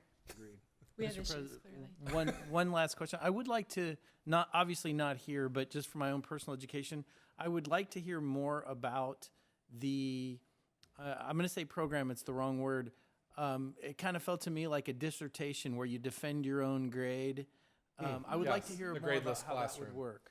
Yes. But not, We can definitely talk about that. Yeah. I can introduce you to the teachers that are doing it right now, and it's the findings that we're getting is the conversation has turned from how many more pieces of paper can I turn in to get a better grade to what is it that I really need to master in order to show you that I've mastered at this level. And in fact, the amount of homework being done increases, and there's all kinds of positive benefits to. I'm not questioning it, that I'm interested. No, I know. Yeah, I'd love to introduce you to the teachers that are doing it and the research that they're following. Appreciate the presentation. Yes, right here. Yeah, no problem. Oh, yeah, back to the agenda here. Item E, District Maintenance and Operations Report. Mr. LeGrand. How are you going to follow that, Jimmy? I thank Ben for lowering the podium, so I appreciate that. So I'll be brief because I have another presentation letter later tonight. We're still short of man, so our department's still not functioning at 100% right now. So we've been trying to focus on work orders and our plans for the summer. If you go to my office, I got a whiteboard full of stuff we already got planned for this summer. We've had several unexpected plumbing leaks last week or so. It's kind of distracted us a little bit, taking us away from our day-to-day stuff we've been doing. The fire inspectors were here from French Camp on April 3rd to inspect this building, and no violations were found, so it's a good thing.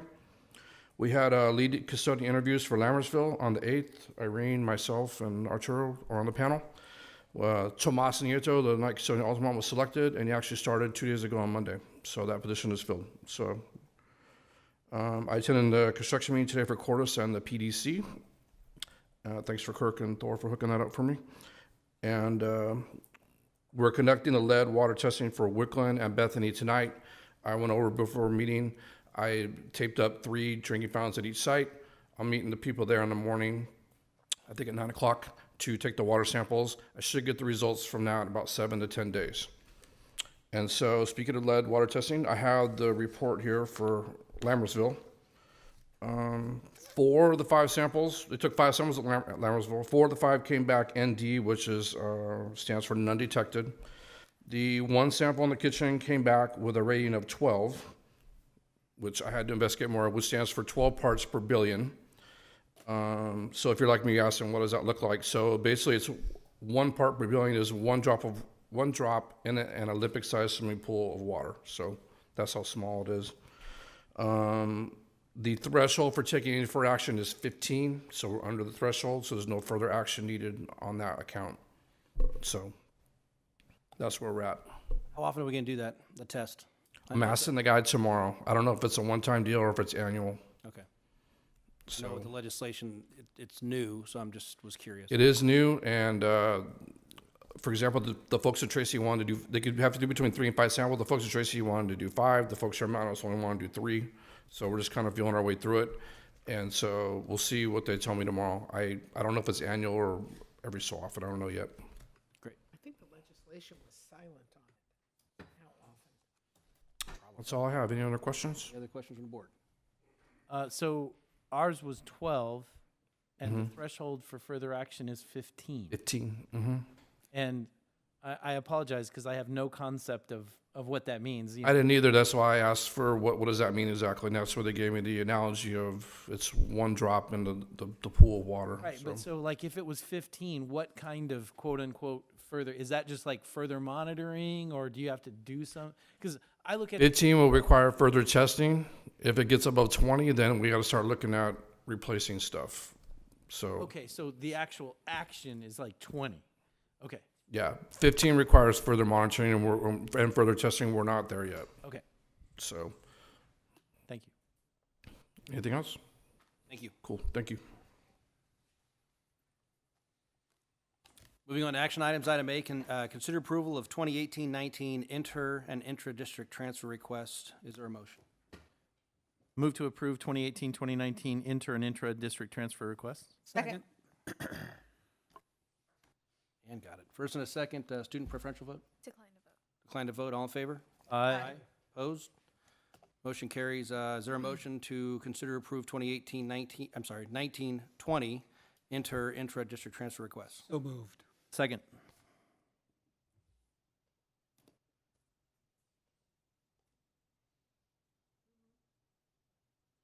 You got a tie. David I and Sharon. moved, and then Sure. David repeated the second.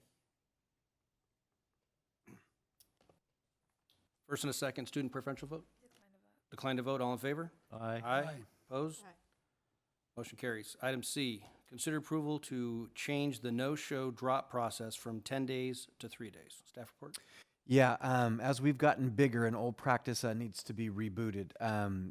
There's a crucial period of time at the beginning of the school year to get accurate numbers of actual students in our system. We had an old practice of 10 days, which is 2 weeks.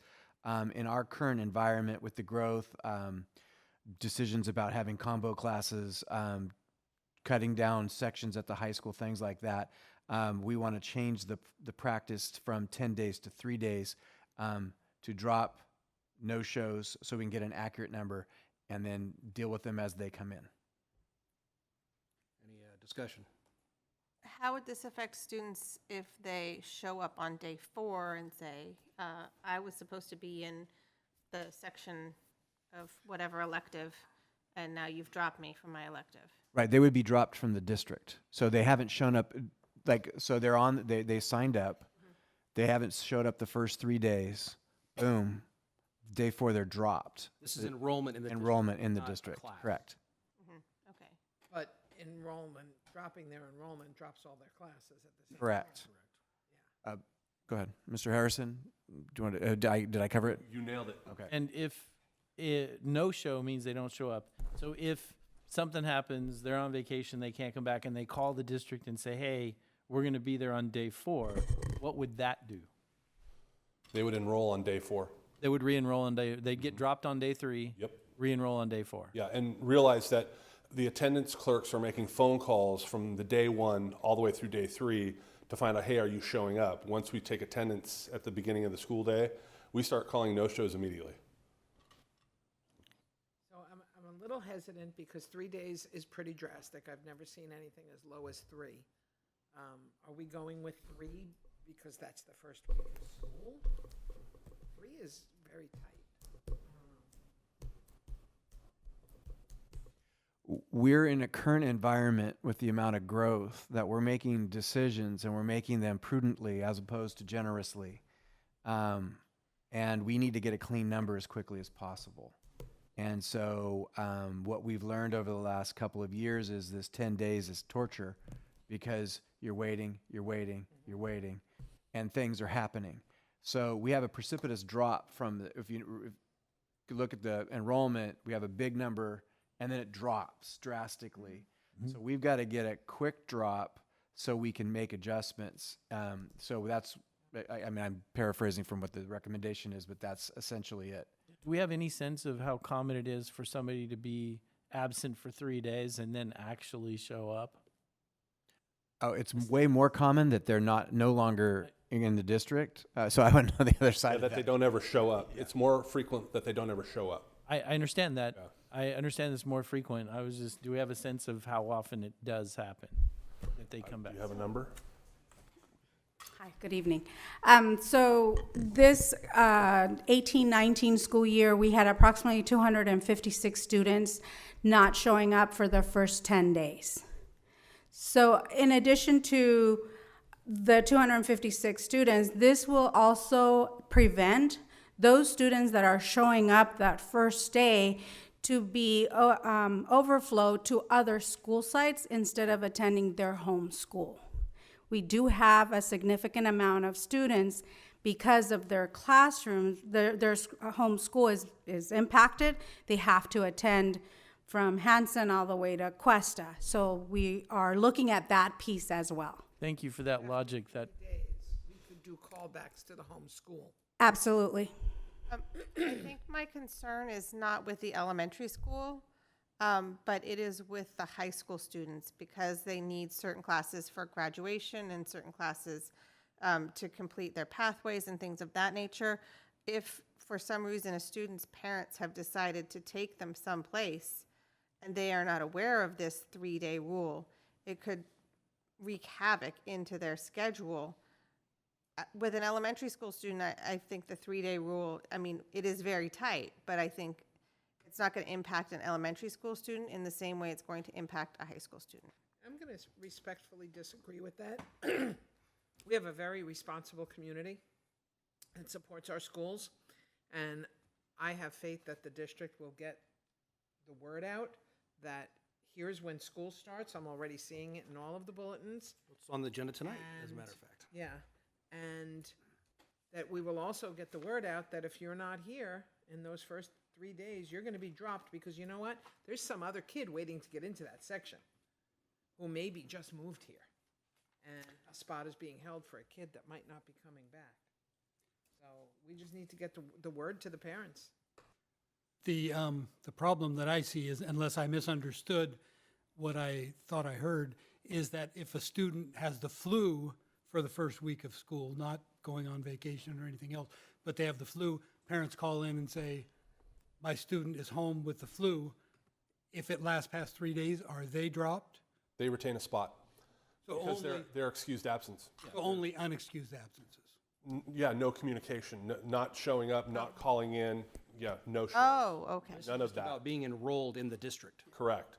So if you have not communicated at all with us by the 3rd day and we've I called and called and called and gotten nothing, then you're dropped. That was That- specifically my question. Okay. Oh. I That was- misunderstood your that was response to trustee. misunderstood. We gotta I keep the word misunderstood out. that, sorry. If they know they need to be out, somebody passes away in another country and they have to, they just call the district and let them know when their spot is retained. Okay, that, I misunderstood. If they have an excused reason, yes, Is funeral excused? yes, it's in our policy.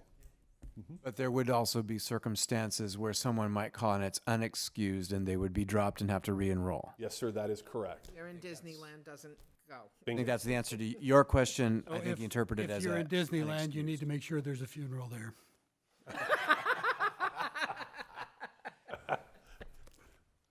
Well, isn't there one at Haunted Mansion like every? No, I'm just kidding. Every 10 minutes?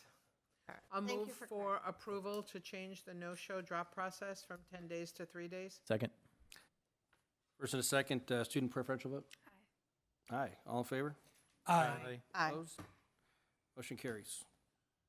Item D, consider approval of revised classified management job description and salary adjustment effective July 1st, 2019. Assistant Superintendent of Business Services. Staff report.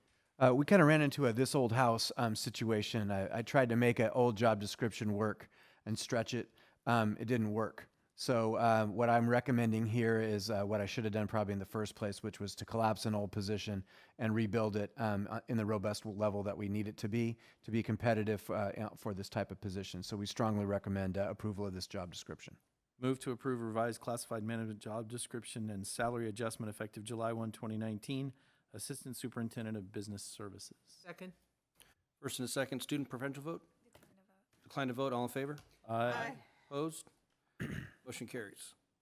Item E, consider approval of Governing Board Resolution 181915 to amend Governing Board Resolution 141514 to transfer $50,000 from general fund to a special reserve capital outlay, formerly $125,000. Staff report.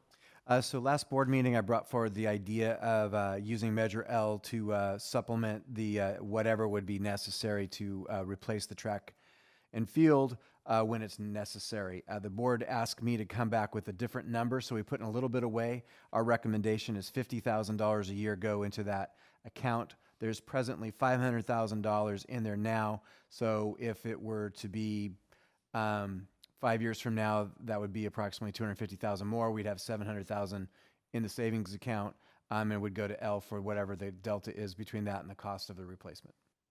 Do you anticipate this reverting back at any time? Back to the figure of $125,000?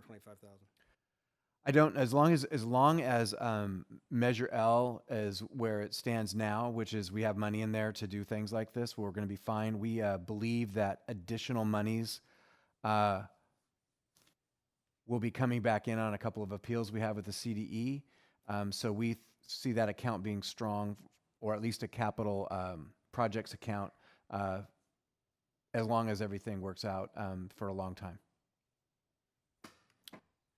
Any further discussion or questions from the board? Move to approve governing board, I'm sorry, were you going to comment? Move to approve governing board resolution 18-19-15 to amend governing board resolution 14-15-14 to transfer $50,000 from the general fund to a special reserve capital outlay, formerly $125,000. Second. First and a second, student preferential vote? Decline to vote. Decline to vote, all in favor? Aye. Opposed? Motion carries. Roll call.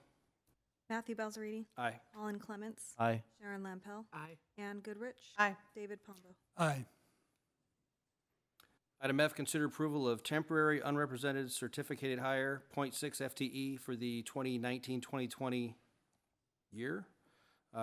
Teresa Bodemiller, Coordinator of Instruction and Technology Integration. Staff report.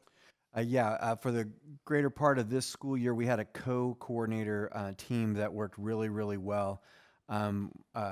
This would be confirming the second half of that team for next school year. Mrs. Bodenmiller has done a wonderful job for us and is an excellent coordinator, and we strongly recommend.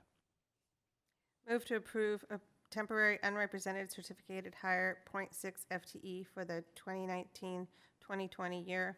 Teresa Bodenmiller, Coordinator of Instruction and Technology Integration. Second. First and a second, student preferential vote? Decline to vote. Decline to vote, all in favor? Aye. Opposed? Motion carries. Item G, consider approval of the 2018-19 seniority lists. Number 1 is the Lammersville Teacher Association, and 2, California School Employee Association, Chapter 873. Staff report. This is a perfunctory act and must be done annually. Move to approve the 2018-2019 seniority lists, Lammersville Teacher Association, LTA, California School Employee Association, CSEA, Chapter 873. Second. You can give it to Ann, okay. First and a second, student preferential vote? Decline to vote. Decline to vote, all in favor? Aye. Opposed? Motion carries. Item H, consider approval of Addendum 1 to the 2018-19 Facility Use Rental Policy Handbook. Theater use. Staff report. The first reading was brought to the board last board meeting. I know there's been a series of meetings where the work was done with the subcommittee of the board on facilities, so we're recommending adoption. Move to approve the addendum number 1 to the 2018-2019 Facilities Use Rental Policy Handbook, Theater Use. Second. First and a second, student preferential vote? Decline to vote. Decline to vote, all in favor? Aye. Opposed? Motion carries with my thanks to the committee. Item I, consider approval to purchase Cengage National Geographic History Social Science Curriculum, 6th through 8th grades, not to exceed $186,832.26. Staff report. I and J are both together. They're both adoptions. I want to thank Assistant Superintendent Sherburne and the teachers who participated in the piloting and on the committee that brought these forward. We essentially aged out an old curriculum of history, and these would replace those. We recommend both I and J for the same reason. I'll move to approve purchase of Cengage National Geographic History Social Science Curriculum, 6th through 8th grades, not to exceed $186,832.26. Second. First and a second, student preferential vote? Decline to vote. I would just like to make a comment. It just seems comical that history curriculum is aged out.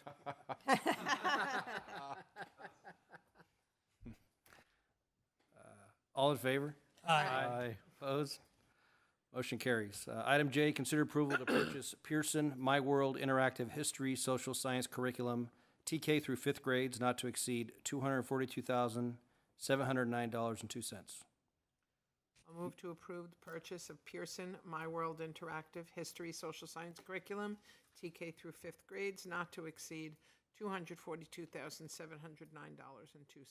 Second. First and a second. Any discussion? Not even any comedy. I would just like to comment that it seems that, no, I'm just kidding. Student preferential vote? Decline to vote. All in favor? Aye. Opposed?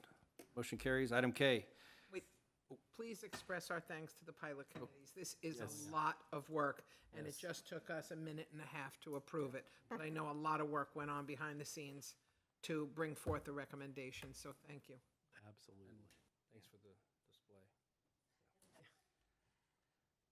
Where am I? Item K, consider approval of memorandum of understanding between Lammersville Teachers Association and the Lammersville Unified School District for the first instructional day of the 2019-2020 school year, August 7th, 2019. Staff report?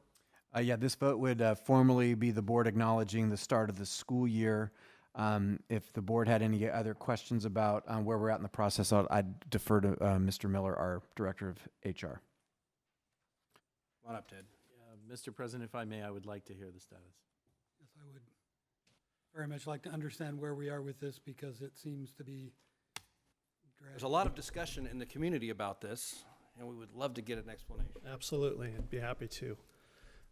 President Balzerini, trustees, Dr. Nicholas, thank you. So as just a quick reminder, the contract with LTA, between LTA and LUSD states that by March 1st, we need to begin negotiations for the calendar for the next school year. We began those conversations with LTA on February 12th.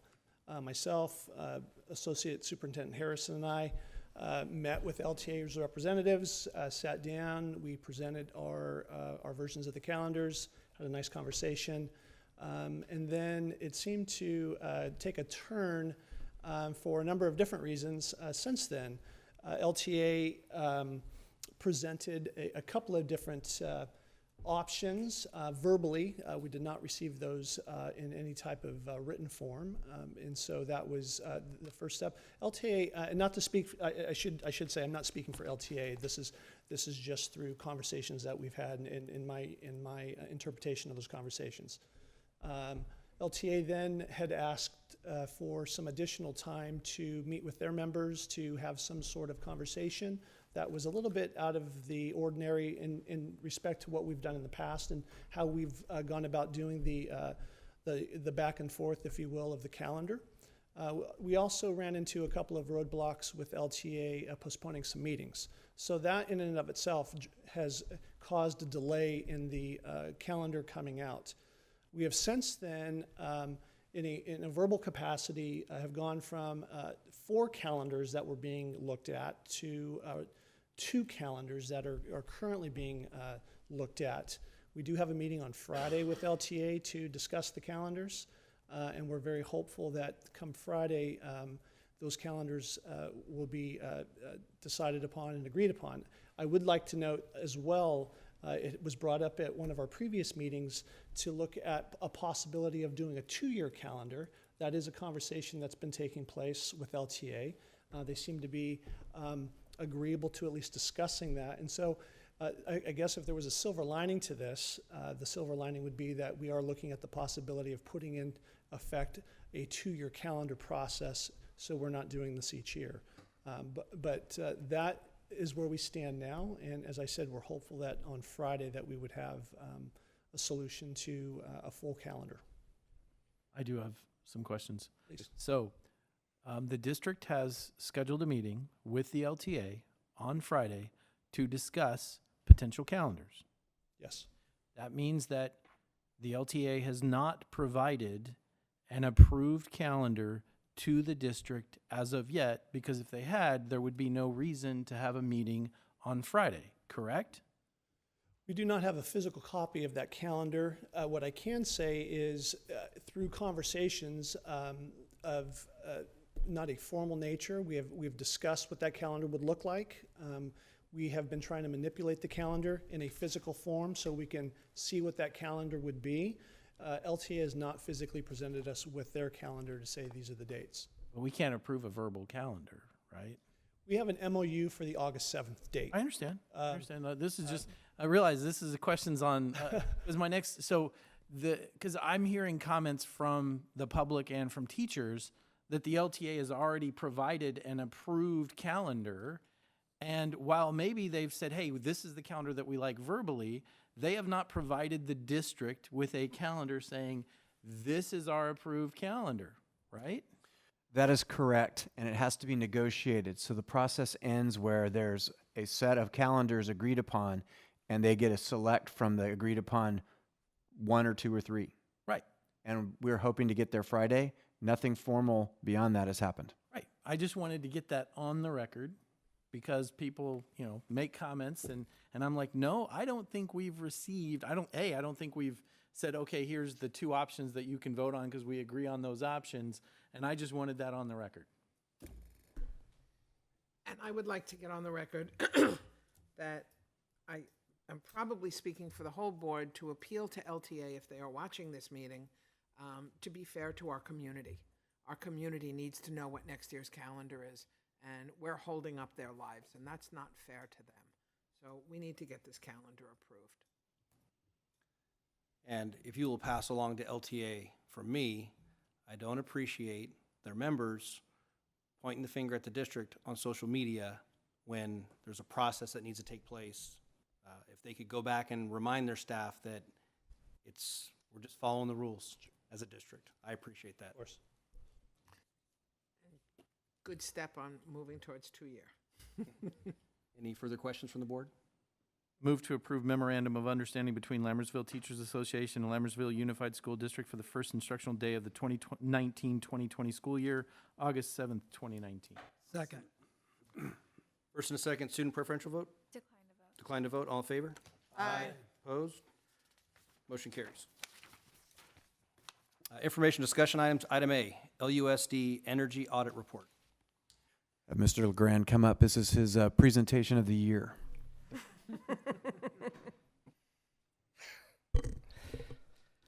Good evening again. Thanks for having me.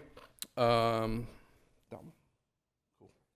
So, as you know, the background of this whole thing, Prop 39 funds a part-time energy manager for the district for 4 years through 2020. And as part of that service, they come and do an annual energy assessment or audit, whatever you want to call it. We had ours done at the end of February. And I get a big, thick report like this. So it's an opportunity for us to kind of like a report card where we're at, things we can improve on, recommendations, analysis, things that we see when we're out in the field. And any recommendation or any changes that are done while we're on site, I'm with her the whole time, and I give her the thumbs up to do it or not do it. So summary of findings. So on the day we're out there, it was pretty cold. It was in the 40 to 50s degree range. School was in session, so we would expect to see the heaters on and in occupied mode and so on and so forth. District-wide, we found 6 mini fridges between all the sites. And then there were 2 TVs and 2 projectors found in unoccupied rooms that were left on and occupied, which is better than last year. There were 7 TVs and 4 projectors that we found the year before. All in all, we visited 128 rooms throughout the whole district. We found 17 rooms that are unoccupied out of the 128 that were unoccupied with the lights on, and 3 rooms out of the 128 that had the exterior door open with the HVAC running. So site by site, Altamont, we visited 25 rooms. All 3 of the rooms that we found that were unoccupied had the lights on. Thermostats in the office and the break room had the unoccupied thermostat settings not set where they should be. So we corrected that on site. And the F wing had all the exterior lights on while it was daytime. So we did a work order for that. I should have put that on there. Bethany, we visited 14 rooms, and only 1 out of 5 of the rooms had the lights on that were empty. Only 2 of the 5 had the TV left on. We did find 2 mini fridges. The thermostat settings were pretty consistent between 73, 77 for cooling and 66 to 70 for heating. We set the Thermostats up with a 68 and a 75 heating with a 2-degree swing either way. So that's where you get those temperatures from. The run times were consistent, 7 a.m. to 1:30, and the occupied settings were good, and they did not run on the weekends. We did find 2 that were not correct, and we fixed it while we were there. And the holiday schedule was turned on, which means they're not running over Christmas break, spring break, that kind of stuff. And the MP room thermostat, we had it was running till 6, so I bumped that back to 5. I didn't think it needed to go till 6. Mount House High School, we visited 23 rooms. We found 1 projector that was left on with the room empty. We did find a room with a mini fridge, a microwave, and one of those fancy coffee machines. And 2 thermostats we find didn't limit the heating and cooling set points, and we put a work order in for that. Questa, we visited 27 rooms. The Questa, the classrooms have lighting sensors, so the teachers don't have to worry about turning the lights on and off when they leave. The only exception is the multi, which does not have that, and the multi lights were on when we were there, and the room was empty. Questa also has interior hallways with what do you call them? Sunrooms?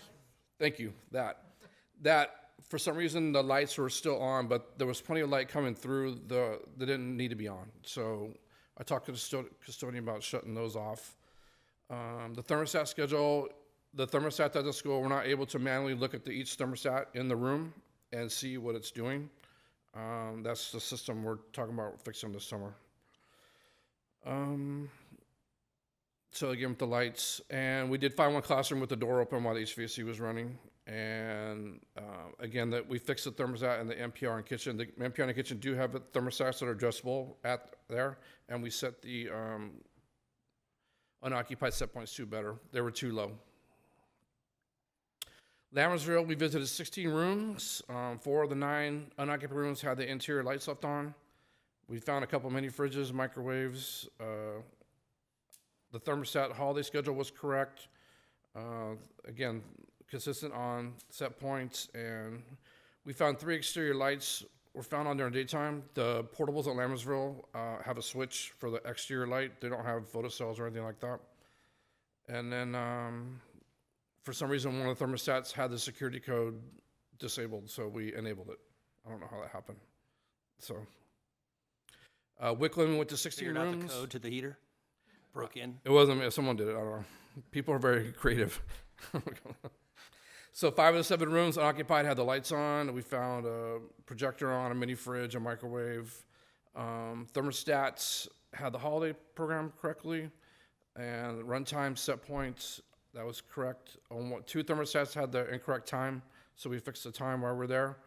And 1 thermostat, the set point for the heating was too high, so we put it back where it's supposed to be. So here's some pictures of what we see when we're out there. This one's at Altamont. I believe this is in the office. The unoccupied setting was set at 60 degrees. Normally we set them way lower than that, so they don't come on as often. This is in the break room in the library. Same thing. Unoccupied setting was at 62, and we lowered it to 50. Bethany, pretty consistent, 7 to 4, and the temperatures where we want them. Same with Bethany. They don't run on the weekends, and the unoccupied set points are where they're supposed to be. Same thing, not run on the weekends. This is at Bethany as well. This is at Bethany. We did find a mini fridge under someone's in one classroom. This is at Mount House High School. The lights were on in the theater. It was unoccupied when we went in there. And then we found a space heater in one of the classrooms. Questa, the 800 wing, the exterior lights were on during the daytime, so we did a work order for that. And this is the room at Questa. Room's empty. You see the door to the left of the picture is open, and the lights are on. This is the NPR at Questa, and again, unoccupied, and lights are on. And actually, the door on the stage was open too. So. And this is the hallways I'm talking about with the skylights. And it's hard to tell from the picture, but those 2 little lights at the top are actually on when they don't really need to be. And this is portable. As I talk about Lammersville, the lights above the doors are on a switch, so it's the staff has to turn them off during the daytime. There's no photo cell for those lights. And this is the multi at Lammersville. It was unoccupied and the lights were on. So when the blue this is July, let's see, it's June. So when it's blue, it's a holiday schedule, which means the unit does not run that day. So it's a holiday schedule.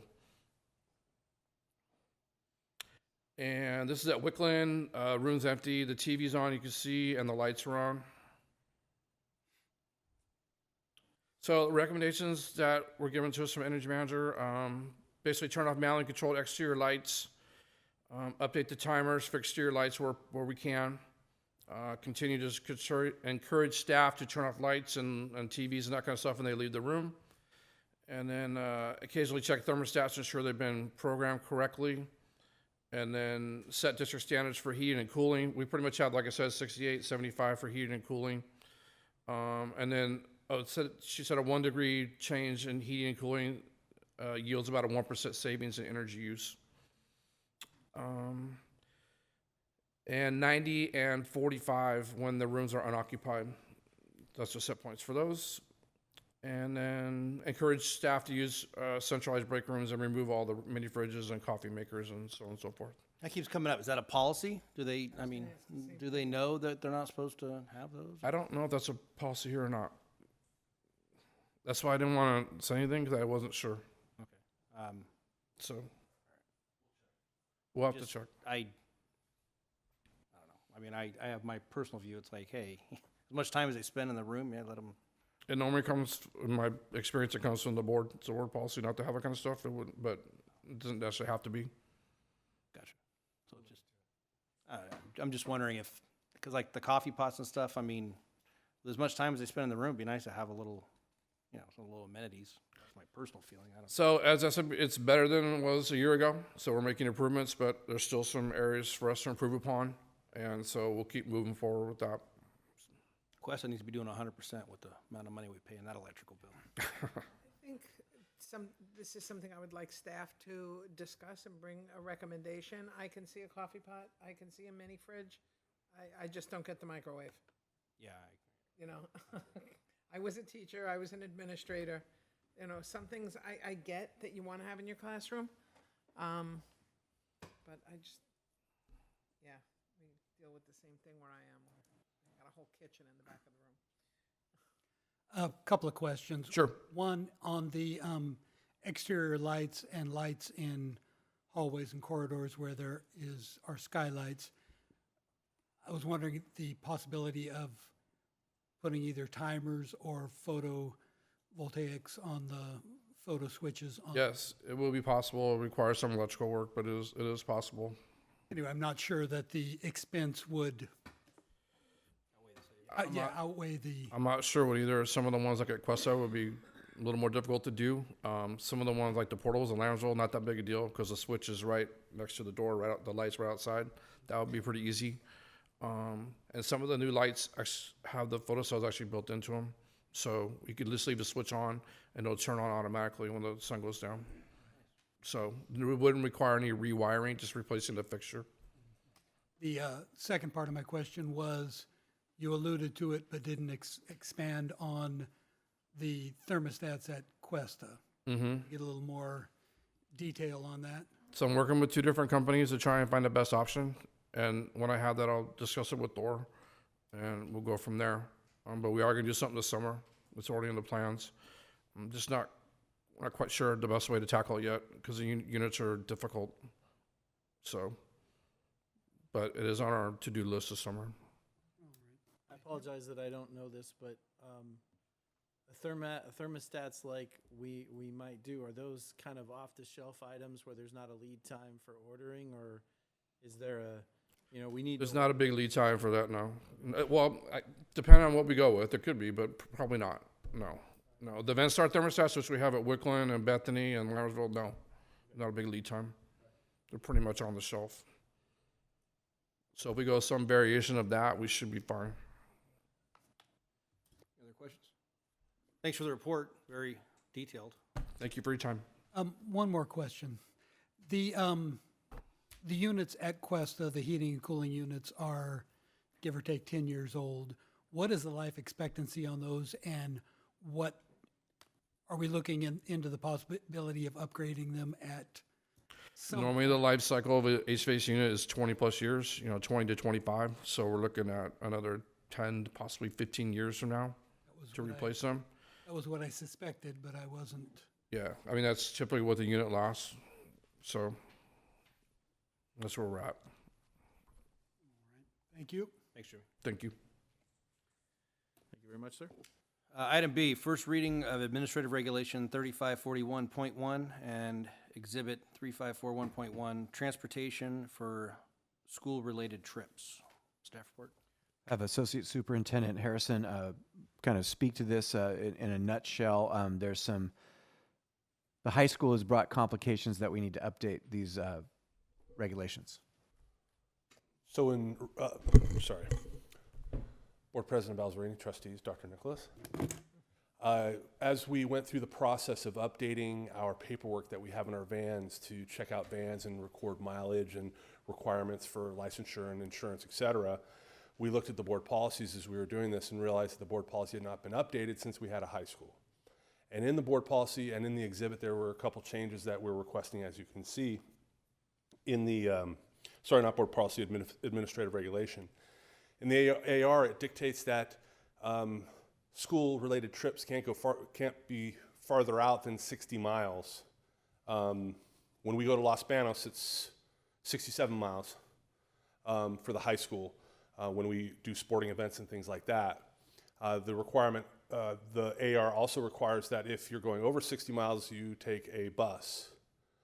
We have vans now that if we took a van to LA for a hackathon, it would cost us $500 for the van and $5,000 for a bus. So we realized we need to change this as soon as possible. That's why it's kind of out of order with other board policies and ARs, because one, we have sports teams that go further than 60 miles at the high school. So we felt we needed to bring it forward and get it corrected as soon as possible. Well, I appreciate your need to change a policy. I will assure you that that policy was created for very good reason. Many board meetings I sat through to discuss that policy, and there were heated discussions about that policy, and that's what prevailed. So what I would personally like to see is if the issue is the high school, then let's modify the board policy for the high school and leave the K-8 piece in place because it's there for a reason. Any other comments by the board? I do. Not related to what you're addressing. In the exhibit, employee is crossed out. So this exhibit is for, they're driving their own vehicles? There's two pieces. Yeah. There's two pieces to it. If they're our employee, they're covered under our umbrella. And Here's if my concern. You don't have a copy of their current driver's license if they've been working here for 10 years. This is the voice of experience. Right. So I would say to collect some, I understand the insurance, they're covered because they are employees, but you still need to know that they have current driver's license. we require a DMV printout for people that are using our vans as part of the checkout procedure. They have to have a current DMV printout for the last 3 years. But employees crossed out, so they wouldn't have to. Right. Yeah, we require the H6. They're only $1 online. Yeah. Yeah, it's easy for people to get them. So I would add something if an employee is driving one of our vehicles. So I'm still looking at the exhibit, the school driver registration form. This first part where employee is crossed out, Mm-hmm. and it says parent or guardian, volunteer. This is to drive their own vehicles or ours? This is to drive, well, there's two pieces to it. To drive their own vehicle or a district vehicle is later on. So, and was previously in the exhibit. Yeah, I just think anyone driving our students, we should have that H6 printout Mm-hmm. and a copy of the driver's license, which the same information would show up on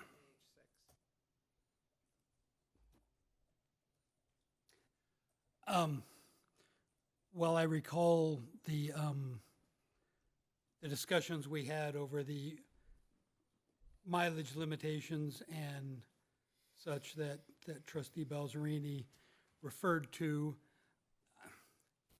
I'm seeing here, and the only real difference is whether they have to use a bus or can use other modes of transportation in excess of 60 miles. It doesn't say that you can't do trips over 60 miles. It just says that you have to charter a bus to do it.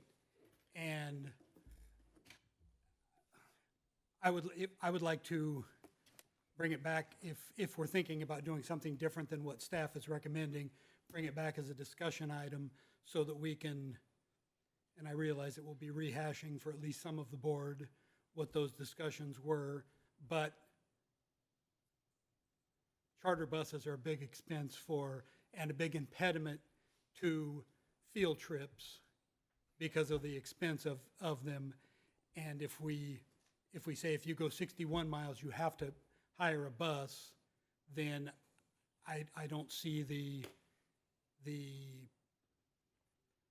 wisdom of that.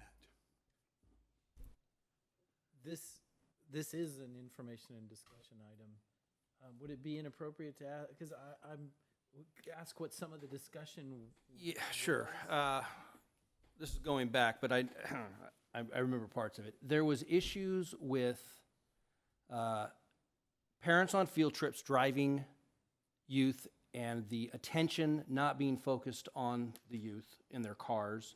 Also, because they were in their own vehicle, they would bring students' siblings, and then once they arrive at the site, the attention would be focused more on the sibling than it was on their. The sibling part of it is explicitly. Right, I'm just trying to recall the discussion. So when I read that, I was thinking, like, I for some reason was not thinking a parent driving them and their family and other students, and that's the issue. Right. That you're recalling. Right. My concern is we hashed this out once already, and instead of,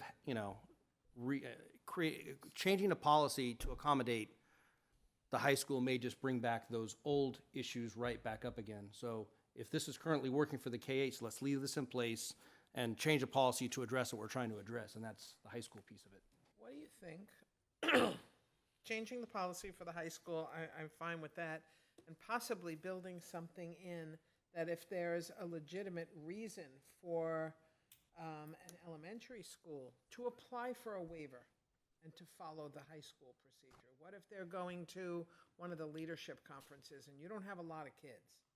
And you're taking, 6, 8 kids, and those kids will fit in the van, and the conference is in Southern California. I wouldn't want to make an elementary school going to a conference like that to have to charter a bus. Like the junior hosts a kid. And to be honest with you, I'm not sure how this has been handled, because I know some of the K-8 have had field trips with small numbers of kids that have gone in excess of 60 miles. So I'm not sure that we're following this policy currently. So we don't know if they went in our vans. Well, here all it says is if it's over 60 miles, you must charter a bus. Well, and I will say that when we established this policy, that we didn't have vans at the time. I mean, we had like a district van, but not what we have now. So. Well, I'd like to see some sort of provision to build in an appeal process for a waiver at the elementaries if we go with making changes just for the high school. So so what I hear you saying is maybe we bring it back as a info discussion second read with taking into consideration all the feedback and put it together. And if you guys want to say, you guys need to go back and do more work, then put us back to work. I have a simple question. I know it doesn't always, is there a BP that goes with this? That No. we're not making changes to? There's no BP? Okay. Anyway, to me, it just seems like 60 miles is kind of an arbitrary number. And I understand that field trips have to be a reasonable distance, because if they're too far, you get there, turn around and come back. But I just, and as I said, President Balzerini's memory of the discussion is probably better than mine, that discussion and everything else for that matter. But I'm not sure that we need a number. And if building into the system some sort of a waiver or a whatever, then I'm fine with that. It just, there are circumstances where a 62-mile trip with 8 kids doesn't justify chartering a bus. I like Trustee Lampell's idea of having a waiver for the elementary school students, but I think that waiver should limit those students to the use of the vans and not open it back up to use of personal vehicles. Oh, I would agree. So that if the elementary school wants to take a trip, they would have to use the district vehicles. Or charter a bus. Or the charter the bus. Yeah. So then if it's 59 miles, they can go in mom's car, but if it's 61, they can't? I wish I could remember why we came up with that number, but It was probably how far away something Yeah. was that they were going to.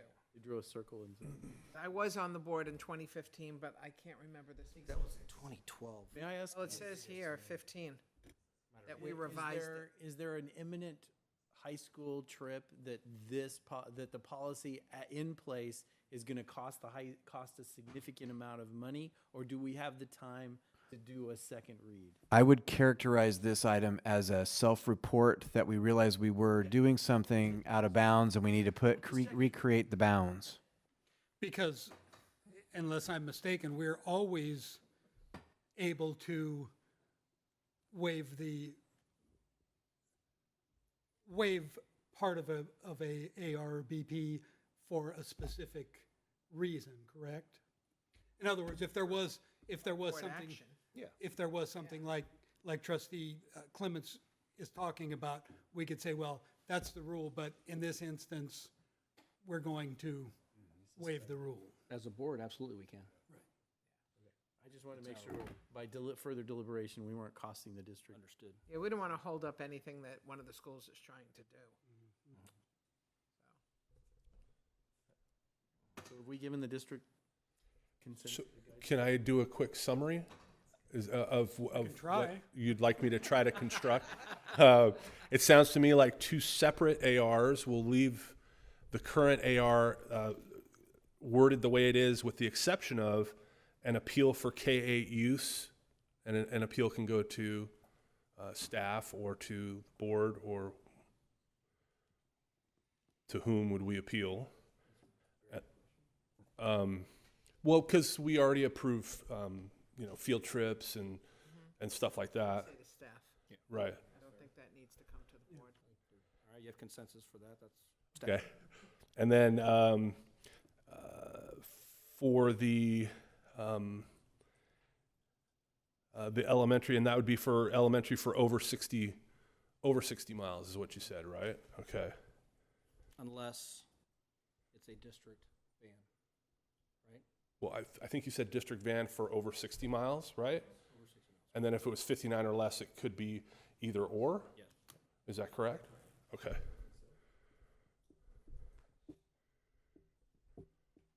And then on the exhibit, I will add staff and the H6 information on the exhibit. Does that sound about right? I can't remember. The H6 must have an expiration date. I'll double check. Yeah. I think that's why we put every 3 years on the documents in the vehicles. Is that what it was? Yeah. So, okay. Clear? Yes. Yes, I am. There is mud. Okay. Thank you. Thank you. Item C, board attendance at 8th grade promotion, high school graduation ceremonies. Staff report. We are doing our annual trek to figure out who's going where, so we wanted to give the board a chance to let us know, so we had it all balanced out. I have a request, if nobody minds. I've been living in Wickland for 14 years, and I've never been to their graduation. I would like to go to Wickland. That's fine. I would like to go to Hanson because I'd like to be done early so I could enjoy my, preparing my children. That would be okay. You beat me. I was going to request Hanson just because it's the first year, but Well, you can go I to. will defer. You can go to Hanson. I can go to Altamont because they're at 4:30. Do you want to go to Hanson and I'll go to Altamont? Or I can go to Lammersville. I thought you wouldn't go to, I thought you always go to Lammersville, so I didn't even ask. I was going to ask it to Lammersville, actually. Well, you go to Lammersville, I'll go to Altamont. There you go. All right, we can do that. So that, keep so it up. Colin gets to choose between the last two unless he's bumped somebody from one of the others. I can't bump anyone. You can if you want. I'm fine with any of them. Tell me where you want me to go. Cuesta. We don't have enough people. Correct. We knew this was coming. Okay. Need to add some board members so we have enough to go to all the schools. There you go. Debbie's not going to be happy. Maybe I should go to. I can go to Bethany. Okay. Yeah, we're going to get to that point where it's going to have to be board and staff. Next We year. grow, But yeah. next year, I get to go to either Altamont or Hanson because I haven't been to them yet. With the caveat that if state superintendent schools Thurman's here, I might have to bag and make sure all that's happening. Understood. Very good. Can't be So- in two places at once. Just list the high school, but I'm assuming everyone will be attending the high school graduation. Correct. Could I run down the list of what I think I captured everyone going to? Sure. Okay, Balzerini, Lammersville. Goodrich, Altamont. Clements, Cuesta. Pombo, Hanson. Lampel, Wickland. Yes. Okay, thank you. So I have a question. Since time is such an issue that we have heard from our community, if Altamont can start at 4:30, why can't all of them start at 4:30?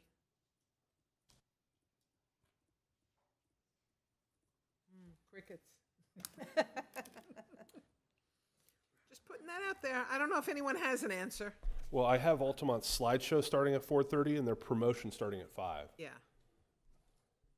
Yeah, well, it's at every site, it's a half hour for the slideshow. Yeah. So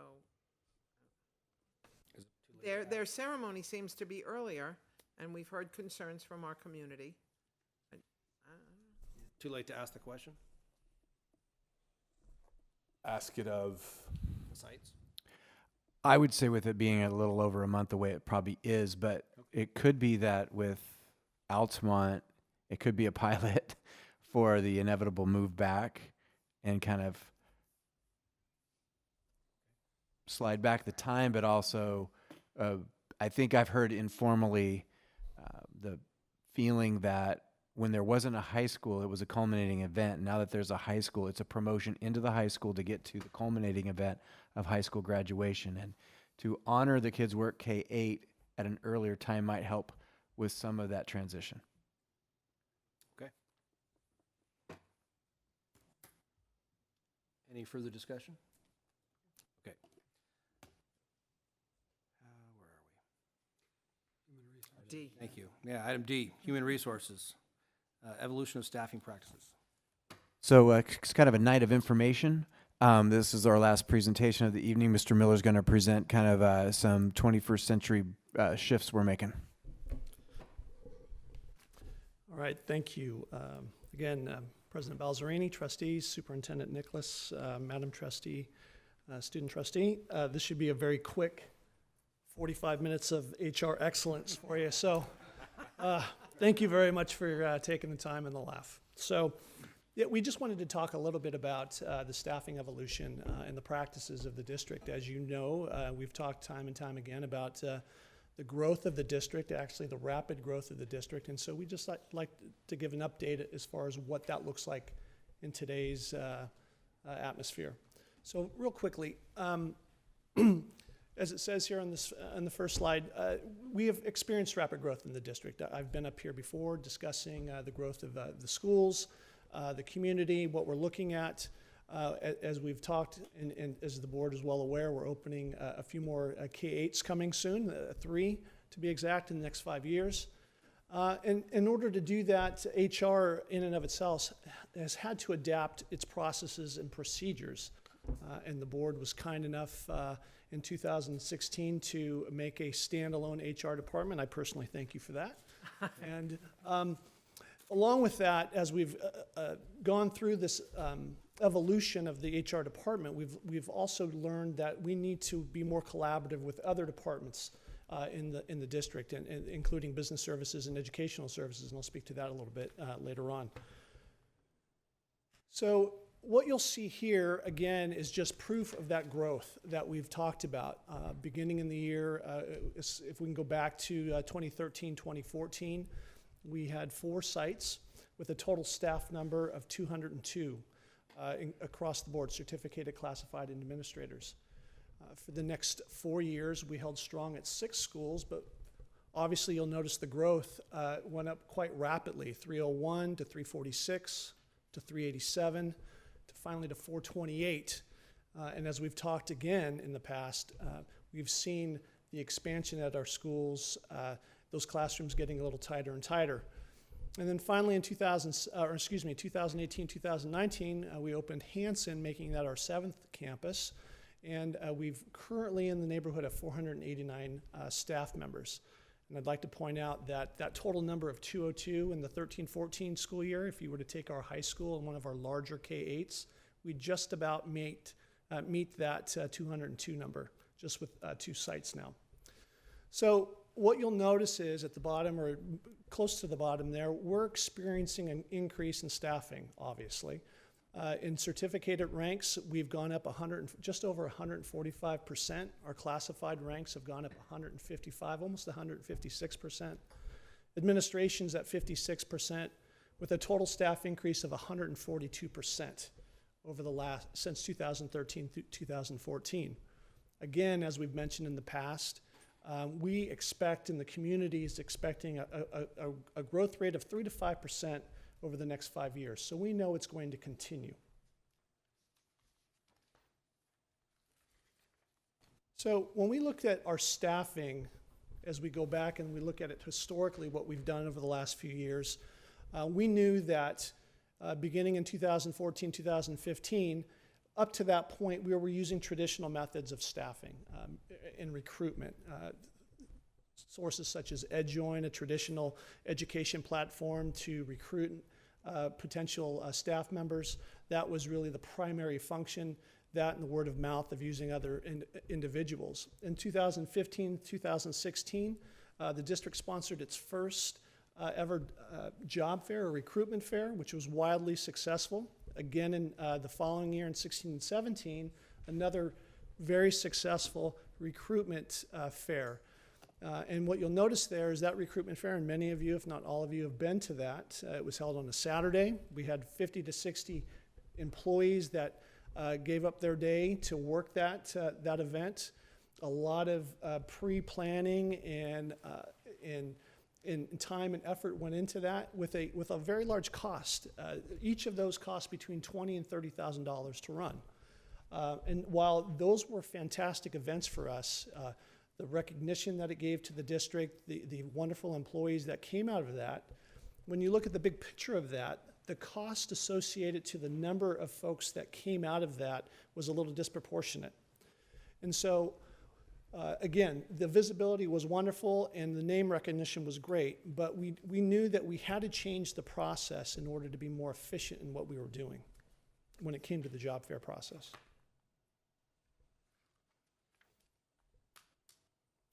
So again, what we really are looking to do when we go out and recruit good talent is we're looking for name recognition. We know that the needs of retaining and recruiting folks goes up and down. Some years we're opening new school sites, which would require us to hire more individuals.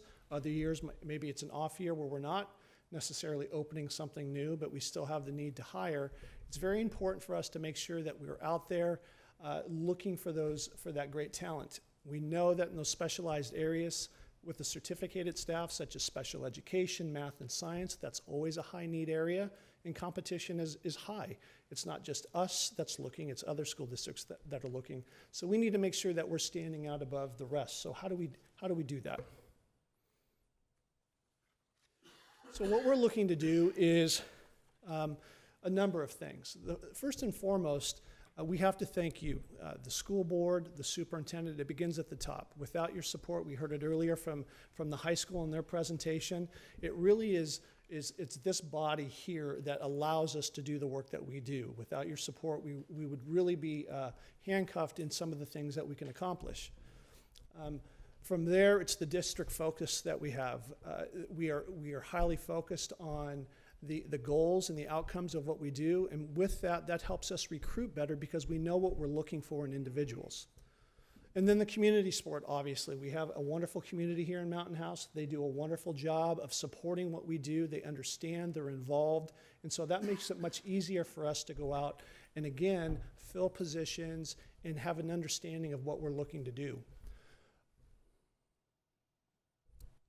We have become a desired destination. I can tell you in my relatively short time in the district, in my attendance at job fairs, usually, more often than not, somebody would walk up to me and say, "Where's Lammersville?"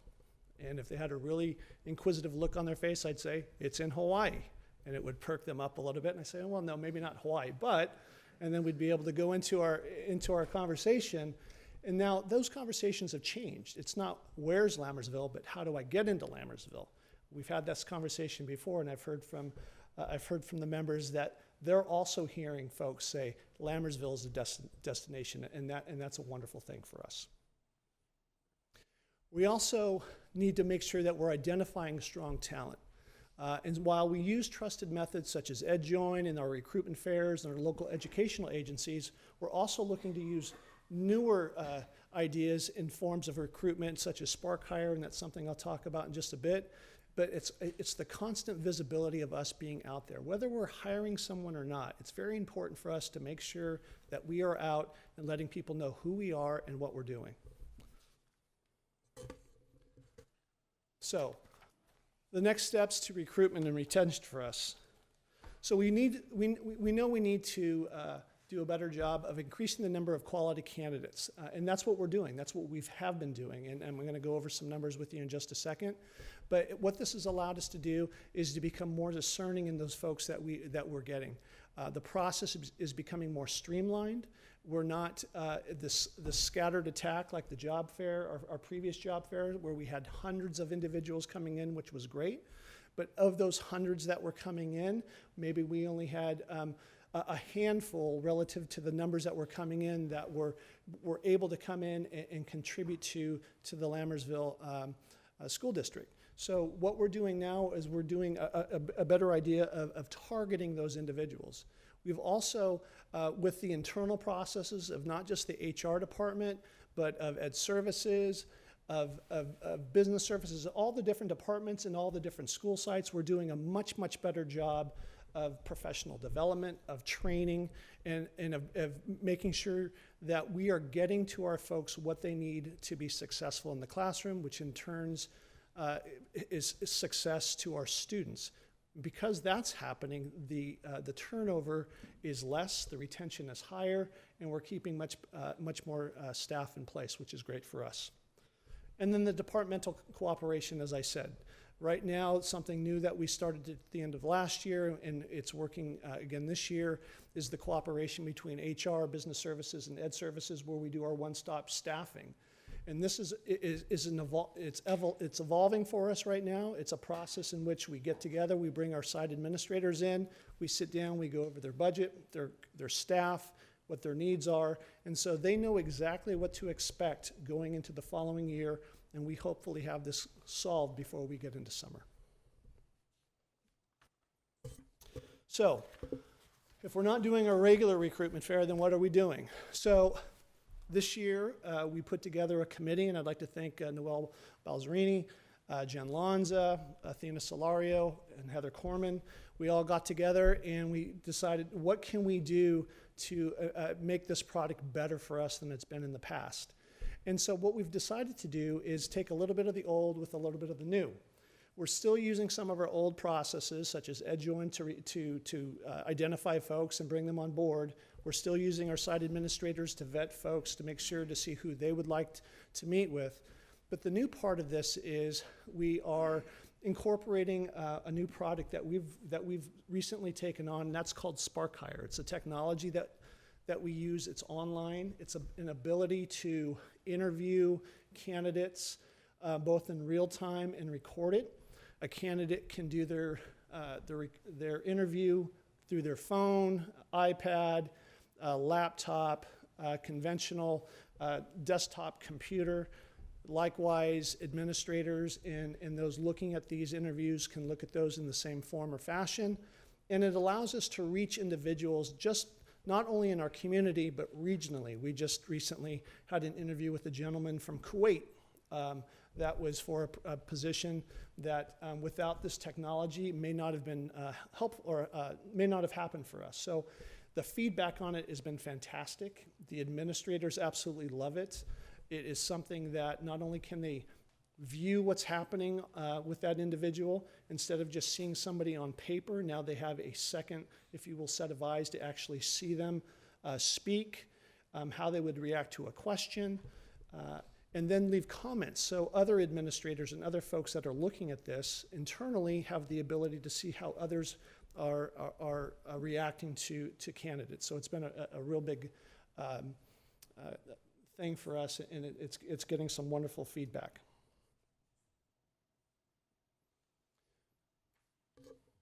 So again, the changes that we've been looking at leads us to a better understanding and cooperations with departments. It's reduced the need for hiring for us, as I said earlier, and our retention is up. Fewer staff is left, and so that's a positive for us. With this current break-in in opening of a new school, the numbers this year of hiring is not quite as high. That's another positive for us. We've been very fortunate in the past to be able to hire and fill classrooms from the certificated staff or classified staff. We've again done a wonderful job with the board support to make sure that we have the appropriate staffing in place across the board, so that's been very helpful. And then this year, when we're looking at our staffing from a certificated standpoint, we currently only have 10 openings, roughly, which is much, much lower than what we've had in the past. And again, that is partly due to the fact that our retention is up in our staff. Our needs will always be there, but our need is not quite as high. We know that we're going to have the summer attrition. We always do. But as we've talked in the past, that number has even gone down quite a bit. And so when you look at the 10 openings that we need to fill, when I put this together, this was a couple of days ago, we had 256 candidates to choose from for those 10 openings, not including the 40 I met yesterday at the job fair that were very interested in us. So it's really gone from why, who, and where are you to how can I become part of Lammersville, which has been a wonderful transition for us. And so this is a informal but formal invite from me to you. We are having our job fair, which is going to be next Thursday, April 25th. It's going to be at Hanson. You will receive a formal invite to this. However, we wanted to let you know that it was coming up. This is going to be something set up where, again, it's not on a Saturday. It's not all day or half day. It's 6 to 7:15. It is more of a meet and greet for folks to come in. It will be somewhat of a sit down and question and answer, and it will also be an opportunity for individuals to mingle and mix and ask questions of each other. So we're looking forward to this. We think it's going to be very successful. And if you have any questions. I had a question on the Spark Hire program. Are those interviews archived? In other words, can someone who isn't present see the interview? Yes, we have access to those, so they don't expire. They are secured, so you need a password to get into it. And the way it's set up now, not everyone through EdJoin has access to that. What we do is we look at candidates, and if we feel that we'd like to see a little bit more of that candidate, we send an invite to them. That invite gives them directions on how to access the Spark Hire piece, and it goes in. There's a nice greeting from the superintendent. And then the parameters of which the questions are being asked, how many times they can answer a question, all of that can be set for a particular setup.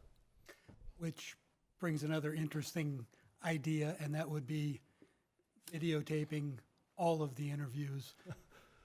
Yes. I'm not suggesting it, it's just something that occurred to me. Well, I think we're dipping our toe into this water, and the reaction, as I said, has been fantastic. It's been, and we have a product now that we're not limited to the use. I think the only limitation that we have right now is just understanding it a little bit better, but it's really been a fantastic product for us.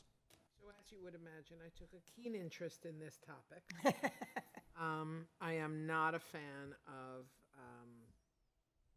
like Skyping interviews because it's been disastrous for me. But Ted is a very good teacher. And we chatted at the job fair yesterday, and he just gave me a little tutorial and showed me how it looks. And I'm impressed. I'm very impressed because it still goes through the traditional of paper screening the applications, and then it's your top candidates that you're inviting to do this piece. So I'm going to be very interesting to see how it works out, but I'm very impressed with it. I was not yesterday morning. I was old school, but taking a better look at it. I'm very impressed with the program, and I want to go in and do it kind of a test run as an applicant. Sure. So I want to Yeah, for you. like do a faux application at some point and just see how it looks from that end. We can send you an invite. Go ahead. I will add that I was a party to such an interview, and it went very smoothly. I've been in interviews before that were Skype, and they're not nearly as smooth as the Spark Hire interview that I recently was involved in. I wanted to say thank you for preparing this, and thank you to President Balzerini and Dr. Nicholas for putting this on the agenda. Believe it or not, just last week, I got some comments from people saying, can you believe the district is doing an invitation-only job fair? How arrogant is that? And I was like, calm down. I had no idea. And I was just about to ask, I'd made a mental note. I want to ask about that, and find out the facts. And now I can direct them to this presentation to say, look, there's a reason why, we're doing it this way, and we're saving money and we're being more effective, which is what we're supposed to do.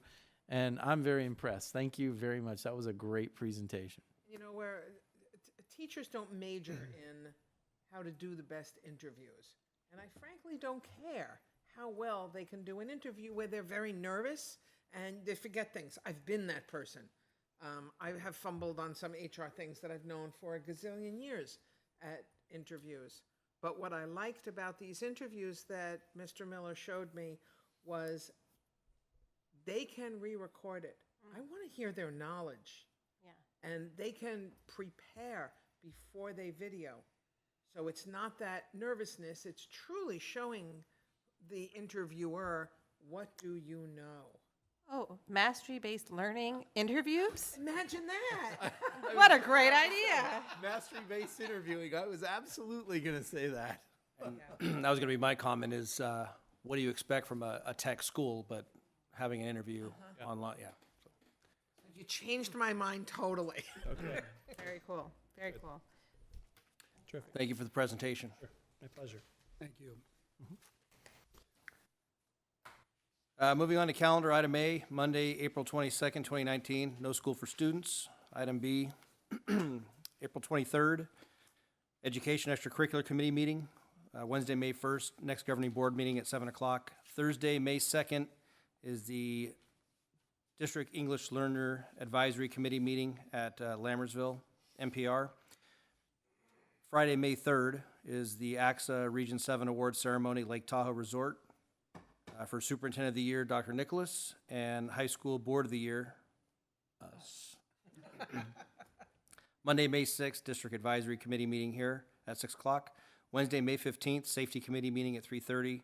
Thursday, May 16th, Facilities Committee at 6:30. In a moment, we're going to be adjourning to closed session. We're going to discuss item A, public employee dismissal, release complaint. Item B, conference with real property negotiators in regards to 397 East Ramsey Drive. Agency negotiators, Superintendent Nicholas. Negotiating parties, Mountain House, developers, Camilos, Trimark, Shea Homes. Negotiating price, terms of payment, or both. Item C, conference with labor negotiators. 1, agency designated representative, Superintendent Nicholas. 2, employee organization, LTA. And item D, conference with legal counsel, existing litigation, OAH case number, the one that was modified. Are you We have a done? motion. Move to adjourn to closed session. Second? First and a second. Aye. Student trustee? Aye. All in favor? Aye. Opposed? No one's opposed. We're adjourned to closed session. Mr. President, I believe this is the first adjourn I've actually got to motion for.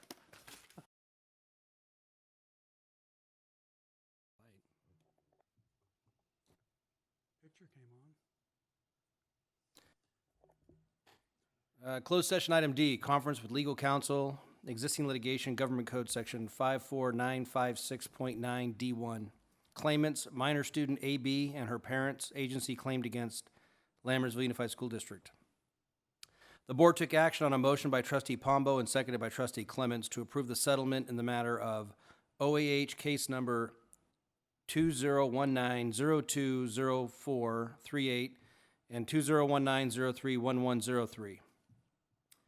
In exchange for compensatory, that's the word, compensatory education services and reimbursement of students' attorney fees, students shall dismiss OAH case number 2019-020438 with prejudice and agrees to waive all claims to date against the district. The motion passed by the following vote, 5 ayes. May I have a motion? Move to adjourn? Second. First and a second. All in favor? Aye. Opposed? We are adjourned.